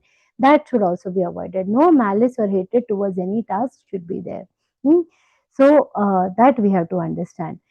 This we also learn from the life of Sri Krishna when he had to choose between what actions are being done. Sri Krishna chose to clean the feet of the Brahmins. Nobody was clean up the plates of the people who are eating Brahmins plates. He was picking up in this Rajasuya Yagna that Yudhishthir did. He took the lowest job, Sri Krishna. But so these people would otherwise not settle for these kind of jobs. So taking up a job which would otherwise be considered mediocre was taken up by Sri Krishna. Aragat dvesha takritam, no dvesha towards such type of task also. Aphala prepsuna, no fascination, aphala prepsuna, what I get out of it. Sri Krishna is, on the side of Pandavas, helping them win the battle. This entire battle was stirred by Shri Krishna, becoming a charioteer of Arjuna. What is Shri Krishna getting? Nothing. Aphala prepsuna. Our freedom fighters, Veer Savarkarji, recently on 23rd July, we had the birth anniversary of Bal Gangadhar Tilakji. How much he has sacrificed in his entire life. The newspaper Kesari and Maratha he had taken out and wrote so many articles just for the awakening of the society. What did he get in return? Jail to Mandale. There also he sitting and he sat and wrote down the Geeta Rahasya in the jail of Mandale. That kind of karma these great people have done. In return for what? Nobody even knew whether that Grantha is going to be published. Nobody knew when the country is going to be getting the independence. Veer Savarkarji, what was he knowing whether the country is getting independence before he dies or not? No Shashwati was there, nothing was known. But what they have done their karma without any expectation of the result. Aphala prepsuna karma.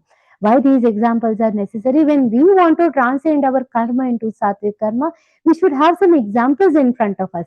Just knowing theoretically that I want to do sattvic karma, it should be aphala prepsuna. There has to be a benchmark. Our yadyacharati shreshta tattadeve taro janaha. They become our benchmark. When I know this is how Savarkarji is living, this is how, our when I talk about Bhagavad Gita, I look at Vanekar Kakaji, Kakiji, Ashu Bhaiya, Sanjay Bhaiya, see the lives of these people, how polite, how nicely they are living their lives. When we look at all these examples, when we look at great people, when we look at Modi ji and other great personalities, when we see how was the life of Veer Savarkarji, Bal Gangadharji Tilak, when we know their lives, when we see their lives, then we know that this principle that I am reading, how to get it in my life. There we have to analyze our actions and transcend our actions and convert them into this. So yat aphala prepsuna aragadveshata kritam such a niyata sangarahita karma that becomes tat satvikam uchyate. That becomes a sattvic karma. This is sattvic karma. This is going to take us where we want to reach. And this is, but right now, what is the state we are in? When tasks are given to people, what will I get? What is the actual state that we are in right now? That is the next stage. Yattu kamepsuna karma sahankarena va punaha kriyate bahulaya santadraja samudharatam. Just a few minutes of patience, because we have started seeing the karma. We'll see these three in continuation. It will become a basis of our next session. So just have little patience and try to understand these two last shlokas, which are very easy to understand. Anyways, we have to transcend beyond them. It will be very easy to understand. So quickly we will see. So yat karma kamep suna karma. The work that is driven by what? Kamep suna, by pleasures. Kamep suna means a longing for desire, a longing to get something. I want fame out of this. I want certificate. I need recognition. We need money. Or there could be anything. What we want to derive, that is not a kamep suna. Any task done with a longing for desire, that becomes a kamep suna karma. Hmm. Va punah sahankarena, done with a ego of doership. I have done. The moment that sometimes we conduct an event, and then there is this formality of saying vote of thanks. In that, just try to forget one name, and then immediately there will be messages. I mera naam to liya hi nahi, itna so much work I did and they forgot my name. Sahankarena va punaha, the ego of doership, not getting the credit of the task that is done. That is kriyate bahulayasan. That is one done with lot of effort. The Rajasi karma, they will not be lazy. They will not, though they are driven by desires, they are driven by the ego of doership, but done with lot of effort. I put in so much effort, but still my vote of thanks, my name was not taken. That is the paradox here, but done with lot of effort. So there are three characteristics of Rajasi karma, that they are done with a longing of a desire, kamepsuna. They are done with the ego of doership, sahankarena, but at the same time they are done with lot of efforts. Bahulayasam, kriyate bahulayasam. Such a task is what? Tadraja samudaratam. Such is the Rajasi task. Now, when we talk about all this, sometimes we start undermining the importance of Rajasi karma. We start undermining the importance of desire. Do not do this mistake, because every karma, every action should start in this way. Small example I will give. Now the festival season is going to start. Now Shravan has started. Gradually the Ganesh Chaturthi, Navratri, everything will start. And in those days, these small children, we do aarti in the house daily at my place for Navratri. All 9 days we will do the aarti. These small children come, and during the time of aarti they will say, "Auntie, what is there for prasad?" The first thing that they ask is, "What is there for prasad?" And they know that prasad will come only at the end of the aarti. So they wait for that aarti to get over. So in that process, in that desire to eat that prasad, in that desire to enjoy the prasad, they are attending the aarti. So the karma is getting done. To begin with, this is good. And once they get into the habit of seeing this on a daily basis, on a regular basis, gradually they have started now liking that process of Navratri, liking that aarti, liking the sounds of that aarti. And now I am confident that when these children grow up and run their own houses, they are going to do the Navratri Puja at their houses also. Why? Because gradually they will start. So somewhere for the task, this has to be the starting point. Initially, this is good to begin with. We should not undermine this effort. So unless there is a desire, great actions cannot happen. We were talking about freedom fighters, Veer Savarkarji. He had a desire that my Bharat Mata should be free.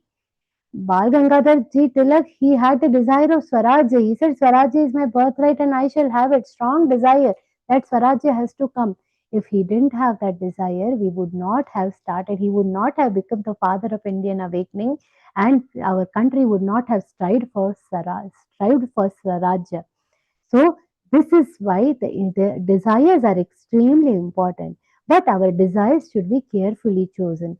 They should be Sangarahita. They should be free from they should be Aphala Prepsana. They should be free from all kinds of rewards and recognition.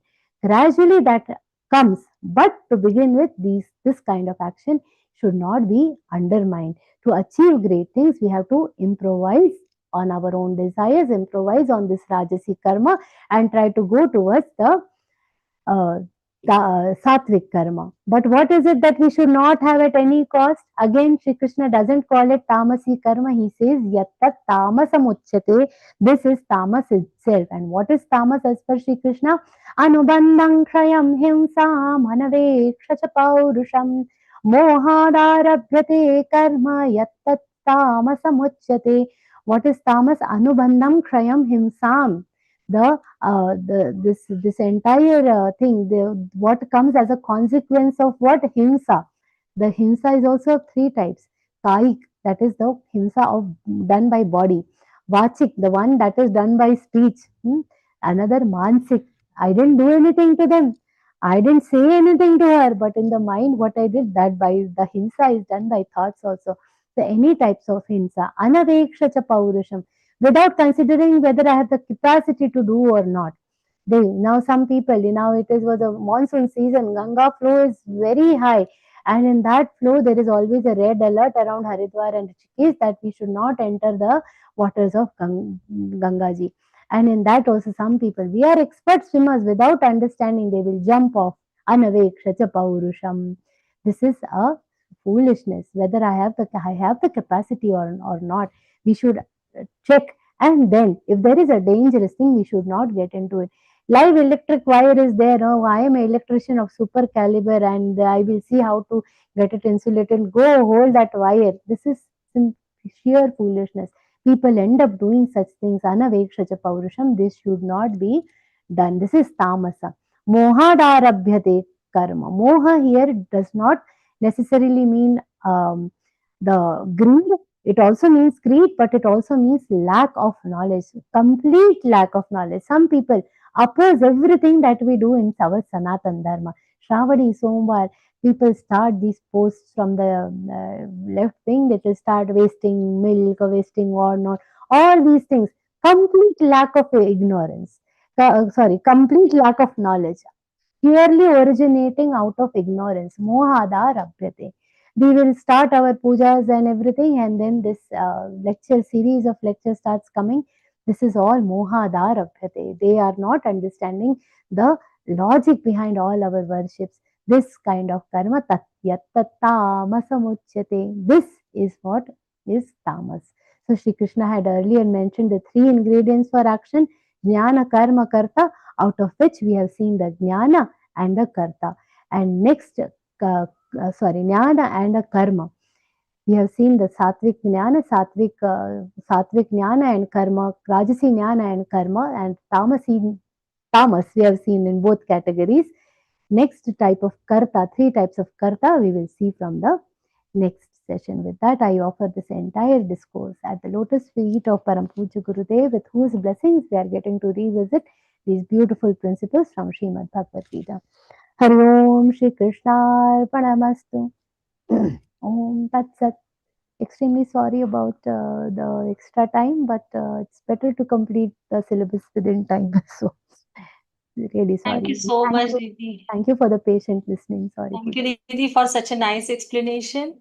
Didi, one thing I need to announce that it's my honor and privilege to inform all of you that Param Pujya Swamiji Sri Govinda Devgiri Ji Maharaj, who has been dedicating every moment of his life for revival of our Sanatan culture, will confer a prestigious Padma Bhushan Yuga Tulsi Pandit Ram Kinkar Upadhyay National Award by Government of Madhya Pradesh on 31st July in recognition of his unparalleled contribution.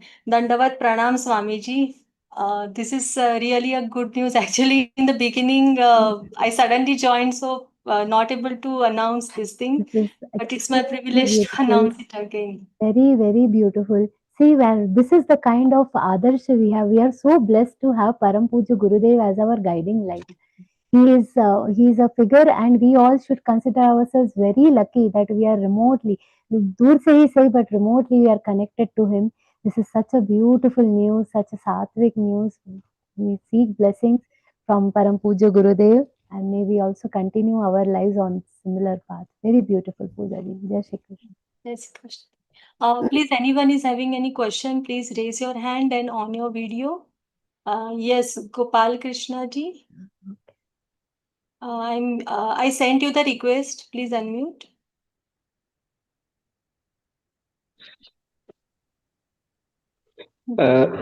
Jai Shri Krishna. Jai Shri Krishna, Bhaiya. I was just listening all these things along the way. I found in the chapter 18 and 19, our recent management technique says 5W1H. That is who, what, why, whom, when, and how. This is exactly applicable here. Entire Bhagavad Gita, see every shlok, sometimes if you see, there are some shlokas, especially the one we spoke about the knowledge, 3 types of shlok.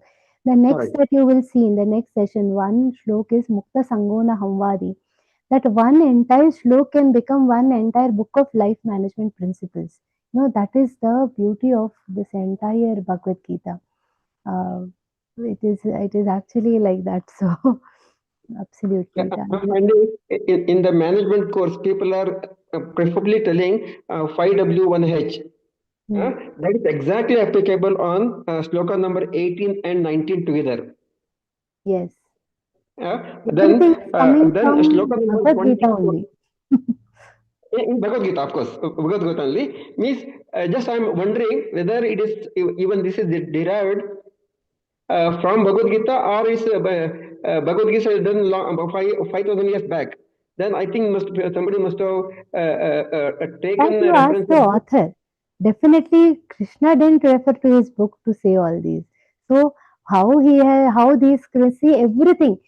See, one thing I will tell you, this entire knowledge which the West boasts of, all these habits, all these things, Correct. the root has come from India itself. Our Yeah. books were stolen before the British era. Our books, our scriptures, our Vedas, all these were stolen from India. I am not saying that this particular author is responsible for anything. Don't take me in a wrong way. But all the knowledge, we are the source of knowledge. Bharat has been the source of knowledge for the entire world. We Bharatiya should be very aware of it, and we should also be proud of it. But what happens? We are seeking our life management principles in other scriptures, in other people's book. But if you see, all the principles that are ever existing in the entire universe are all present in Mahabharata. The name of this Grantha is Jai, because if you follow all the principles that are present in Mahabharata, it leads you to victory. This was analyzed by the German scholars, the British scholars. They studied this Grantha. The Falashruti of Mahabharata says that anybody who reads Mahabharata is going to be victorious. Now, what they did, see how our minds were played with. They propagated this idea that if you keep Mahabharata in your house, the Mahabharata will happen in your house and your house will break. And our people started believing such rumors without actually studying the scripture. We started believing all these stories from the Westerners, and we got separated from our own scriptures while they took sincere efforts to connect with our scriptures. And now they are repackaging our knowledge and sending it to us. This is what is exactly happening. Our story, this and it is okay. What has happened. We cannot change it. But at the moment, we are the young generation should be aware of this. They should be made aware of this. They will not get aware on their own. It is our duty to ensure that these things come out in the open and we take pride in our culture, in our knowledge, and propagate it. This is our responsibility. And second point is just I want to bring to your notice, as I noticed, 20th, 21, and 22, and 23, 24, 25, and next 3 more. For every chapter, it started with the Satvika, Rajasa, and Tamasa. In all these nine slokas, in a sequence of Satvika, Tama, But sorry. in other chapters, it is in the opposite sequence. Yeah, Satvika, Now, Raj, there is Tama. Yeah, there is no particular logic behind it. Actually, why he has done, only Sri Krishna knows. But we are studying it in the sequence that is here. But even Swamiji in his pravachan once said casually that it would have been easier to understand had it been in the opposite order. But it is okay, even in this order, we have to study it in any order. ऐसा होता है ना कि अब ऐसे खाओ ऐसे खाओ, it is one and the same thing. It's just like that. As long as we are just imbibing these principles in our life, it is okay. But there is no particular reason behind it. Also, we at the end of it, we should understand this is a very casual conversation, casual dialogue between Shri Krishna and Arjun. So it was not like they were sitting in one Himalaya gufa and meditating and came out with all this knowledge. It's not like that. It's a casual dialogue. So such irregularities, such things are definitely going to happen. Maybe he thought that okay, first you understand what is it that, because this is also the last chapter. Maybe he thought बाकी तुमको समझे ना समझे सात्विक तुम्हारे दिमाग में बैठ जाना चाहिए. Probably he had something like that in mind. Never know. But there is no reason that I came across for this kind of sequence. And in Okay. my personal opinion, I don't think that's important either. No, just I'm just what my observation. Yeah, but this observation is definitely very nice. And yeah, I really appreciate you in realizing the shlokas in that way. Very nice. Good abhyas you are My doing. third observation in this is in shloka number 23, it is exactly fitting into the, there is a one more management course says cause and effect diagram or fishbone diagram. Is exactly matching to that. Very true. That's And what this that. is, as you mentioned in this, in the ancient days, people are copied the Indian books or literatures, everything, and they use for their purpose, and they come out with the universal applications to solve the And our issue. people are going and doing MBA there. Yeah, without knowing the importance of our Gita itself. Exactly. But with due respect to all that children are studying and all that, that is fine. Whatever has happened, happened. It's okay.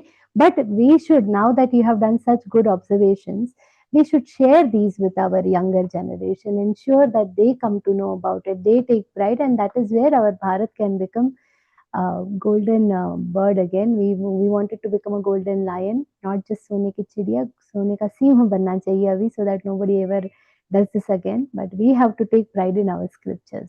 That we have to propagate. Whatever happened is okay. We all know, and everybody, nobody can deny the fact that it is 5,000-year-old scripture. We have to take pride in two things. One, that we have a timeless scripture. This is Avyaya scripture. Avya is used for Paramatma at so many places in Bhagavad Gita, but Śrīmad-Bhagavadgītā itself is a Avyaya scripture that we have to understand. Imperishable. The knowledge is completely imperishable. And that we have to take pride in our legacy. That is important message that we should always keep in mind. Very beautiful observation, Gopal Krishna Bhaiya. And really nice. Continue your studies of Śrīmad-Bhagavadgītā in this way. Continue spreading the message to all others also. Very nice. Shubham Bhavatu. Thank you, Jai Shri. Jai Shri Krishna. Is there anyone else who is asking who is having doubt? As this the session was very fantastic, the doubts are already cleared, but still anybody wants to ask anything? It's okay. I think no further questions today. So. Please raise your hand. There is react option is there. There is hand raise option. You can see over there. If you have any doubt, you can write in the chat also. If not able to raise the hand. No, Gopal Krishna Bhaiya. Just now we spoke to him. But okay, since there is nobody, I'll just take him again 1 minute. Yeah, Didi, no one else is there. I'm wondering, and this either Eastern people or Western people, they may claim that they may also patenting that it is their origin, which is stolen from India. They cannot patent our Bhagavad Gita. Yes, Nobody can. they must have taken, I'm sure. many things are here, and they have taken and they're stolen, and they're patenting themselves that it is their own idea. कितना लेंगे? हमारे पास इतना है, we have an ocean of knowledge. Few drops if somebody is patenting, it will not really affect us. But we should really go beyond this, and we have to ensure that our knowledge not only stays here, but also, propagates to our younger generation. Anita ji, can you raise your hand? I don't think she might not be able to raise. That's why probably Okay, she is Didi, I'm not. unmuting her, Anita ji. You can, if her video is on, please, please turn on your video if possible. Anita Pradhan ji or Agrawal ji? No, Anita Pradhan ji it is. Ji, Anita Pradhan ji, I unmuted you. Please click on the unmute option and ask your question. Anita Pradhan ji. Anita ji has mentioned in the comment box that she has a question. So please turn on your video if possible, and then you unmute yourself. Anita Pradhan ji, yes. I sent you the request, Didi, to unmute yourself. Oh, Jai Shri Krishna Didi, Pranam. Yes. Yeah, can you hear me, madam? Yes, I can hear you. Madam, it was really heavenly experience for me. Thank you. I have one question that in 13th shloka, it is mentioned that 5 things are responsible for the action. Now, madam, will you please tell me which are the 5 things? Sure. Heavenly experience, you said, thank you for that. Bhagavad Gita is heavenly. So it definitely every sloka is going to be like that. And the 5 causes that are responsible for the accomplishment of any act or action, Siddhaye Sarva Karmanam, are explained in the next shlok, Didi. So in the 13th shlok, he has just given an intro of what he's going to tell in the next shlok. So what are the 5 things that he explains in the 14th shlok? Which is adhishthanam tatha karta. First thing is adhisthana, which means the gross body or the platform. Or then karta, that is the doer. Karana, the instruments that a karta uses. Then cheshta, the 4th is cheshta, and the 5th is daiva. So adhisthana, karta, karana, and cheshta and daiva. Here also I would like to say, we have to say karana. Ra sound has to be complete, not karna. Karna, some people. Karna means karma only. No, karana means the instrument of doing instrument. anything. Okay. So if you listen to this part of the Vivechan again, I had given an example of seeing eyes, like when I'm the act of, so that you can listen to that much piece once again. But these are the 5 items. Adhisthana, karta, karana. Adhisthana is the body, the karta is the doer, karana is the instruments of the action, cheshta is the actual efforts put in, and daiva is your fortune, is your destiny. Thank you very much, madam. Thank you. No problem. Shirisha ji, please unmute yourself. Jai Shri Krishna Didi, very nice class. As usual, lots of information. I just wanted to ask, this chapter is called Moksha Sannyasa Yoga. We already had a Sannyasa Yoga chapter. So when it says here the 5 factors and all, you like it might not be knowledge about liberation, but can we say these 5 things are there in other living entities like animals as well? They have got the senses. They have a gross When he body. talks about, when he says that Siddhaye Sarva Karmanam, it is not restricted to human beings. Sarva Karmanam, any action for that matter. So, even the animals are doing this act of seeing. These are involved in the act of seeing. They are eating. These are involved in the action. Maybe what do you say? This thing is different. The intensity might be different. The expanse of it might be different. All this is different. But when it is saying Sarva Karmanam, any activity that is being done by a karta in this universe, all these 5 things will be a part of it. And I didn't get your question about what was that Moksha Sannyasa Yoga related question. Sub question about this is like, if Paramatma is one of the factors in approving the actions, so can we say that even the bad things Where did he say that he is the approver of actions? Paramatma is never the approver of actions. He is not the approver of the Daiva, the fifth part. Daiva is your destiny. And very clearly, when I said it is the destiny is a accumulation of two things. One, your past karma and your current sadhana. What is the sadhana that you are doing? If I am not doing any sadhana in my life, then there is, no good punya accumulated in my account, then it is not going to help me. If by destiny, if I get in any trouble, then it will not it will not come to my rescue. If I don't have any punya, my punya comes to my rescue, and my past karma comes to my rescue. So these two together become daiva. It is got nothing to do with Paramatma. Paramatma to hamara surud hai. He loves us all equally. He doesn't do this distinction that I have personal enmity with this person, I will give him less destiny. No, it is an accumulation of what we have earned for ourselves. Okay. In the 13th chapter, it says Upadrashtanu Mantacha. So Now that is he's the different. Now in the 13th chapter, what we have seen, Upadrashta, that is different from this. There he is explaining the role of the Kshetrajna in a human being, in the Kshetra. There also what he is saying, I am present in all of them, but what is the role? It depends on the intellect of the person in whom I am. Upadrashtanumantacha bharta bhokta maheshwara. That is the thing he says. Upadrashta, for somebody who is not having an understanding about me, whose karma is not that clean, who does not recognize kshetrajna, for them he is just like a CCTV camera. Upadrashta. Upadrashta Anumanta, for somebody who is more devoted.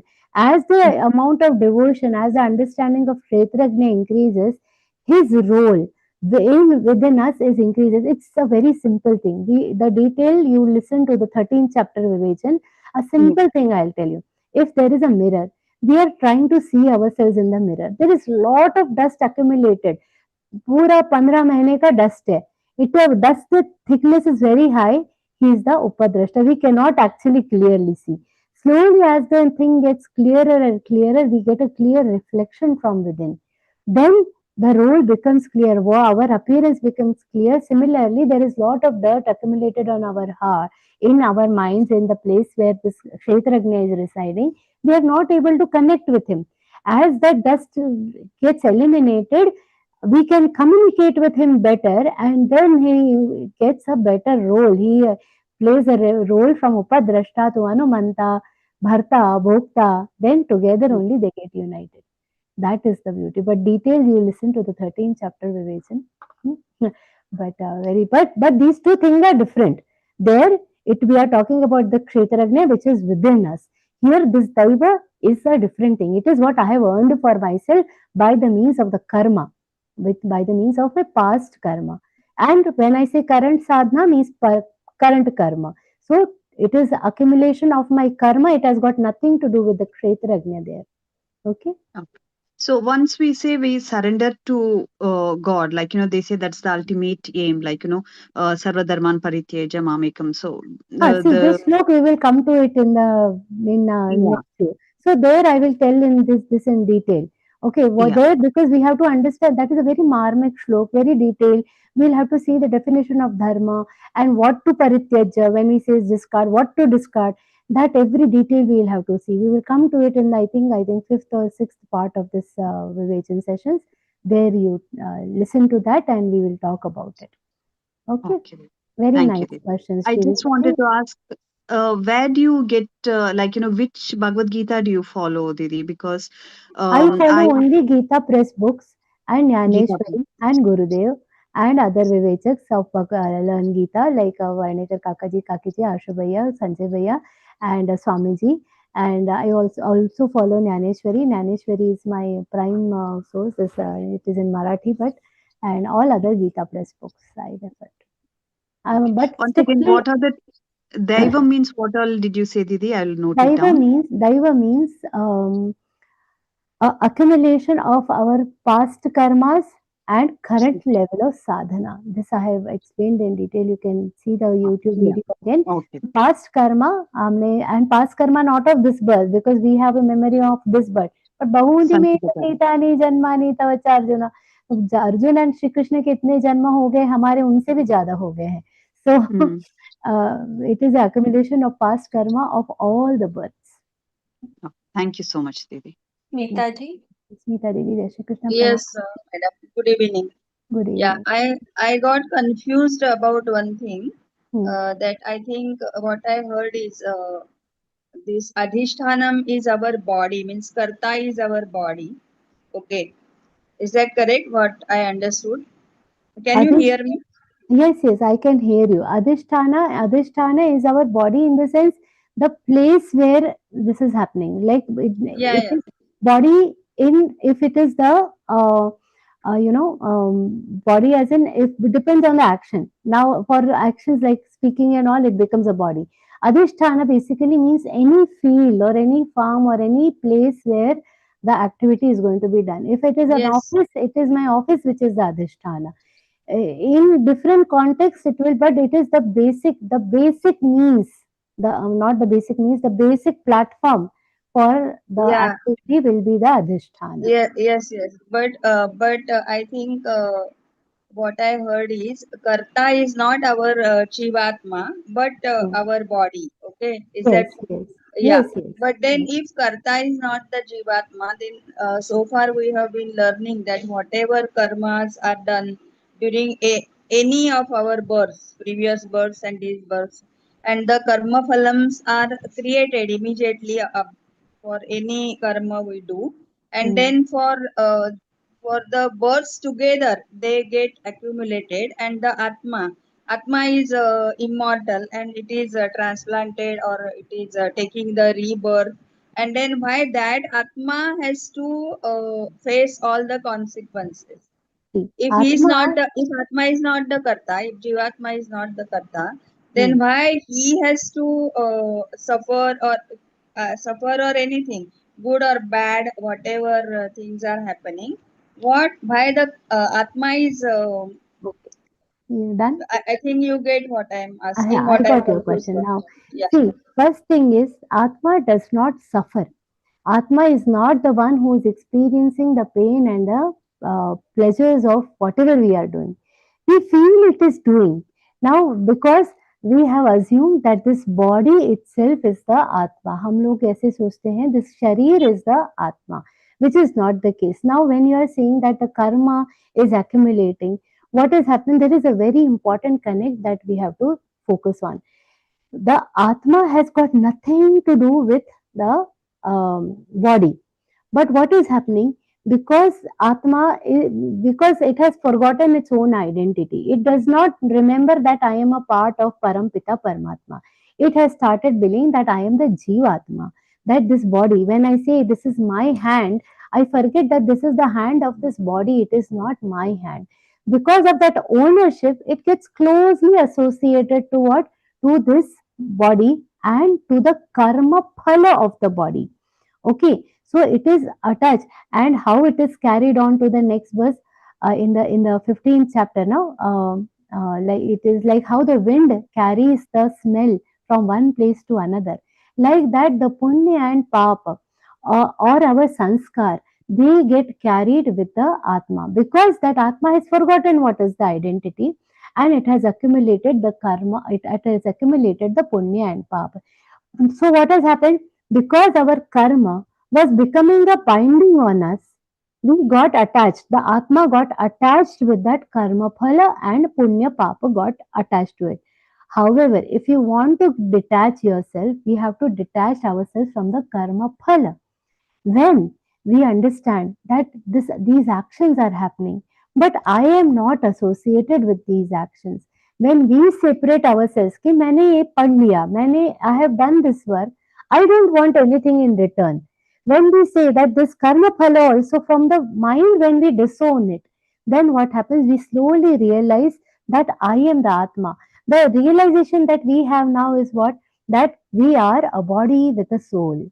But then, when we do our actions in a detached way, we start understanding that we are the soul within this body, we are the soul with the body. We understand that we are the soul. We don't say that we are the body with a soul. We are the soul residing in this body. And slowly, when we get detached from all these emotions, slowly, when we get detached, and then when we get detached, what happens? Man to kahin na kahin lagega, and we get connected to the Parampita Paramatma. In that case, what happens? Whatever we see as a Parampita Paramatma. Everywhere you will see only the God in that kind of state of mind. In that state of mind, the Ishwar and I, we become very same. Samatva वो आ जाता है. When that samatva comes, then any action done by a person who has that intellect of samata, for that the actions will not become a binding for that person. That is what Bhagavad Gita says. वो कर्म बंध बनता ही नहीं है. You will see this in the 3rd chapter. A person who is attached to his karma phal, for him that karma becomes a binding. But the one who is not attached to the karma phal, for him it is not becoming a binding. Now that my mind is completely detached from the karma phal, it is completely attached to the Parampita Paramatma. Now the karma does not become a binding. So there is no baggage on the Atma. There is nothing that they have to carry forward, and they get united. And when we talk about moksha, the moksha is not a state that comes only after the death. It is the state that will come even when we are living. So moksha is a state of liberation when I realize that all the actions I am doing as a state of Parampita Paramatma. Mirabai, though she has achieved moksha before her death itself. So that stage a person achieves when they detach themselves from these actions. So it gradually happens, but this Yeah, is it is not that easy. it is However, not we easy, try. but at the same time, it is not impossible. When Yes, we see the lives of Mirabai, when we see the lives of yeah, but Durlabha, such people as we saw today, right? Such people are Durlabh, they are little rare, but they are there. We have to have faith in that thing.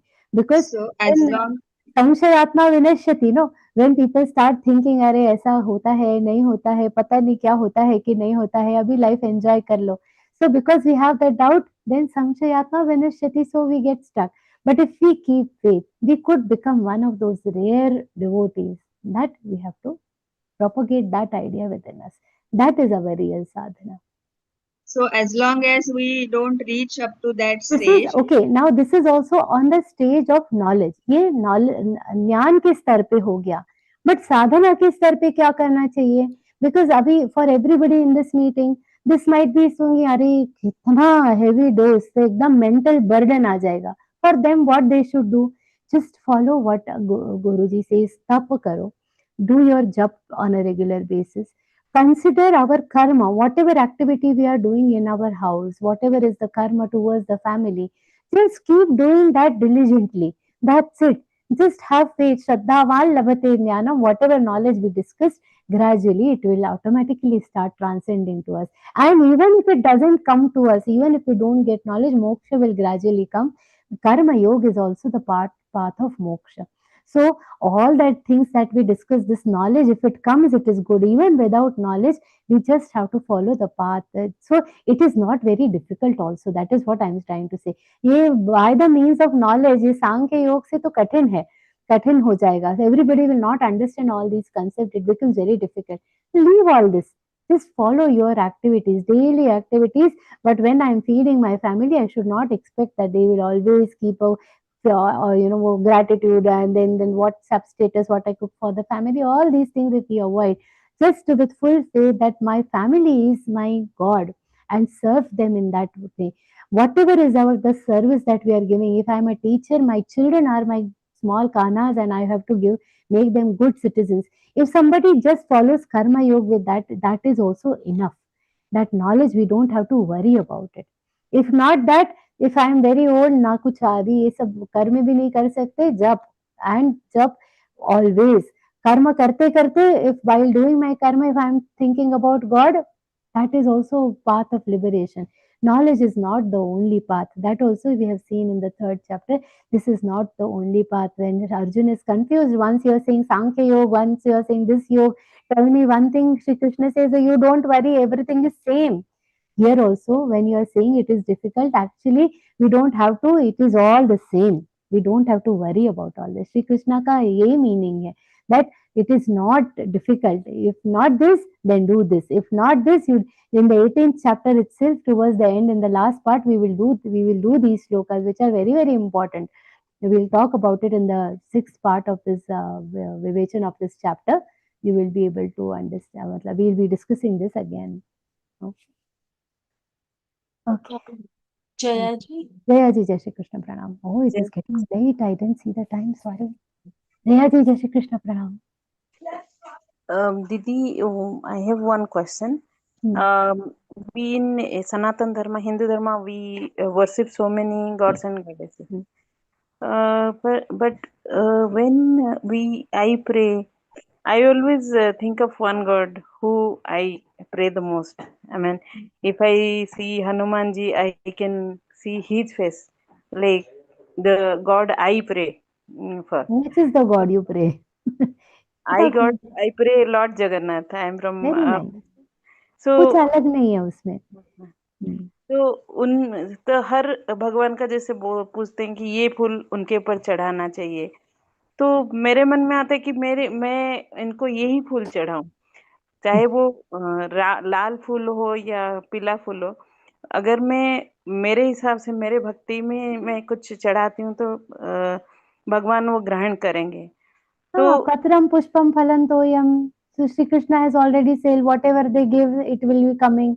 You don't have to worry about that. You don't have to worry about it. Whatever, everything goes, everything is acceptable to God. You don't have to worry. And then Sri Krishna has also said, "Ye yatha mam prapadyante tam tathaiva bhajamyaham." The way you are worshipping Him, that is the same way we are blessed. See, this is the beauty of our Sanatan Dharma. They don't impose anything upon us. जिसके मन में जो अच्छा लगता है आपको, you like Jagannath भगवान, I am liking Vitthal भगवान, it is all the same, and everything is culminating into the same faith. So we should not push ourselves for anything, and we should not run away from our faith also. So whatever, ultimately it is all the same. That is the beauty of Sanatana. Okay. धन्यवाद. धन्यवाद. Jai Shri Krishna Pranam. Sorry, Pooja Didi. Thank you, Didi. Sorry, everybody. Yes, it's already 10 o'clock. Should I move ahead, Didi? Yes, please. Yes. This is thank you, Didi. Thank you for joining. Such a hectic day for you too. 2 sessions you have. Thank you so It is a very pleasure. Bhagavad Gita. So kind of it, Didi. Ji, all the Sathak who joined from Zoom एवं YouTube platform, and importantly, Didi, I am only the take, so I cannot thank. So thank you everyone for joining. Now let's take prayer. So for prayer, I would like to call Priyanka Didi from Odisha, and she joined in August 20. She is giving seva as a core trainer right now. Didi, I'm just calling you. 1 second, Didi, I'm spotlighting.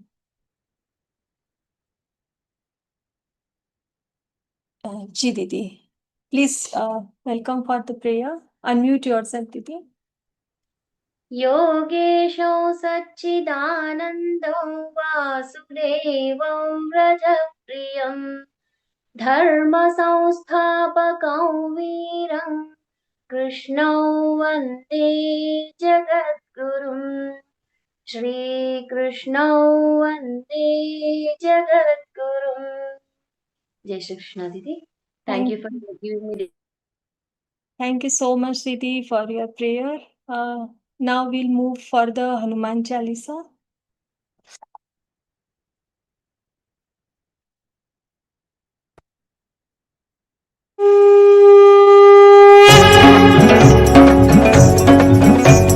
Shri गुरु चरण सरोज रज निज मन मुकुर सुधारि बरन रघुबर बिमल जसु जो दायक फलचारि बुद्धिहीन तनु जानिके सुमिरौ पवन कुमार बल बुद्धि विद्या देहु मोहि हरहु कलेश विकार.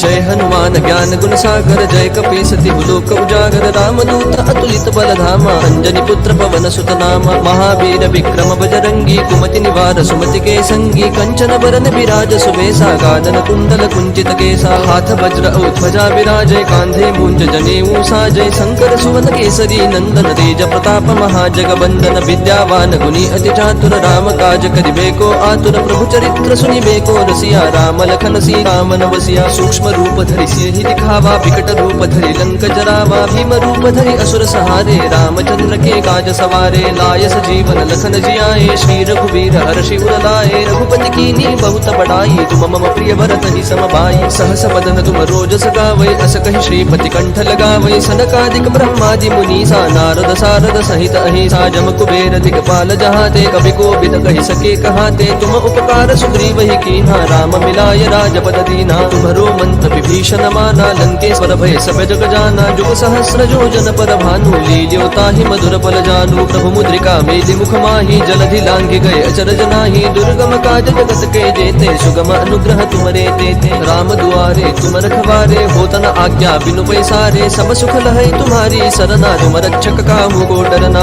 आपन तेज समारो आपै तीनों लोक हाकते कापै भूत पिशाच निकट नहीं आवै महावीर जब नाम सुनावै नासै रोग हरै सब पीरा जपत निरंतर हनुमत बीरा संकट ते हनुमान छुड़ावै मन क्रम वचन ध्यान जो लावै सब पर राम तपस्वी राजा जिनके काज सकल तुम साजा और मनोरथ जो कोई लावै सोई अमित जीवन फल पावै चारों जुग प्रताप तुम्हारा है प्रसिद्ध जगत उजियारा साधु संत के तुम रखवारे असुर निकंदन राम दुलारे अष्ट सिद्धि नो निधि के दाता असबर दीन जानकी माता राम रसायन तुम्हारे पासा सदा रहो रघुपति के दासा तुम्हारे भजन राम को पावै जन्म जन्म के दुख बिसरावै अंत काल रघुवर पुर जाई जहाँ जन्म हरि भक्त कहाई और देवता चित्तन धरई हनुमत से सर्व सुख करई संकट कटई मिटई सब पीरा जो सुमिरै हनुमत बल बीरा जय जय जय हनुमान गोसाई कृपा करहु गुरुदेव की नाई जो सत बार पाठ कर कोई छूट ही बंदी महासुख होई जो यह पढ़ हनुमान चालीसा होय सिद्धि साखी गौरी सा तुलसीदास सदा हरि चेरा की जय नाथ हृदय महडेरा पवन तनय संकट हरन मंगल मूर्ति रूप राम लखन सीता सहित हृदय बसहु सुर भूप सियावर रामचंद्र की जय पवन सुत हनुमान की जय. We will meet in the next Vivekan session. Till then, Dr. Pooja Sharma, take your leave. Jai Shri Krishna. Thank you, Pooja Devi, for your presence throughout the session.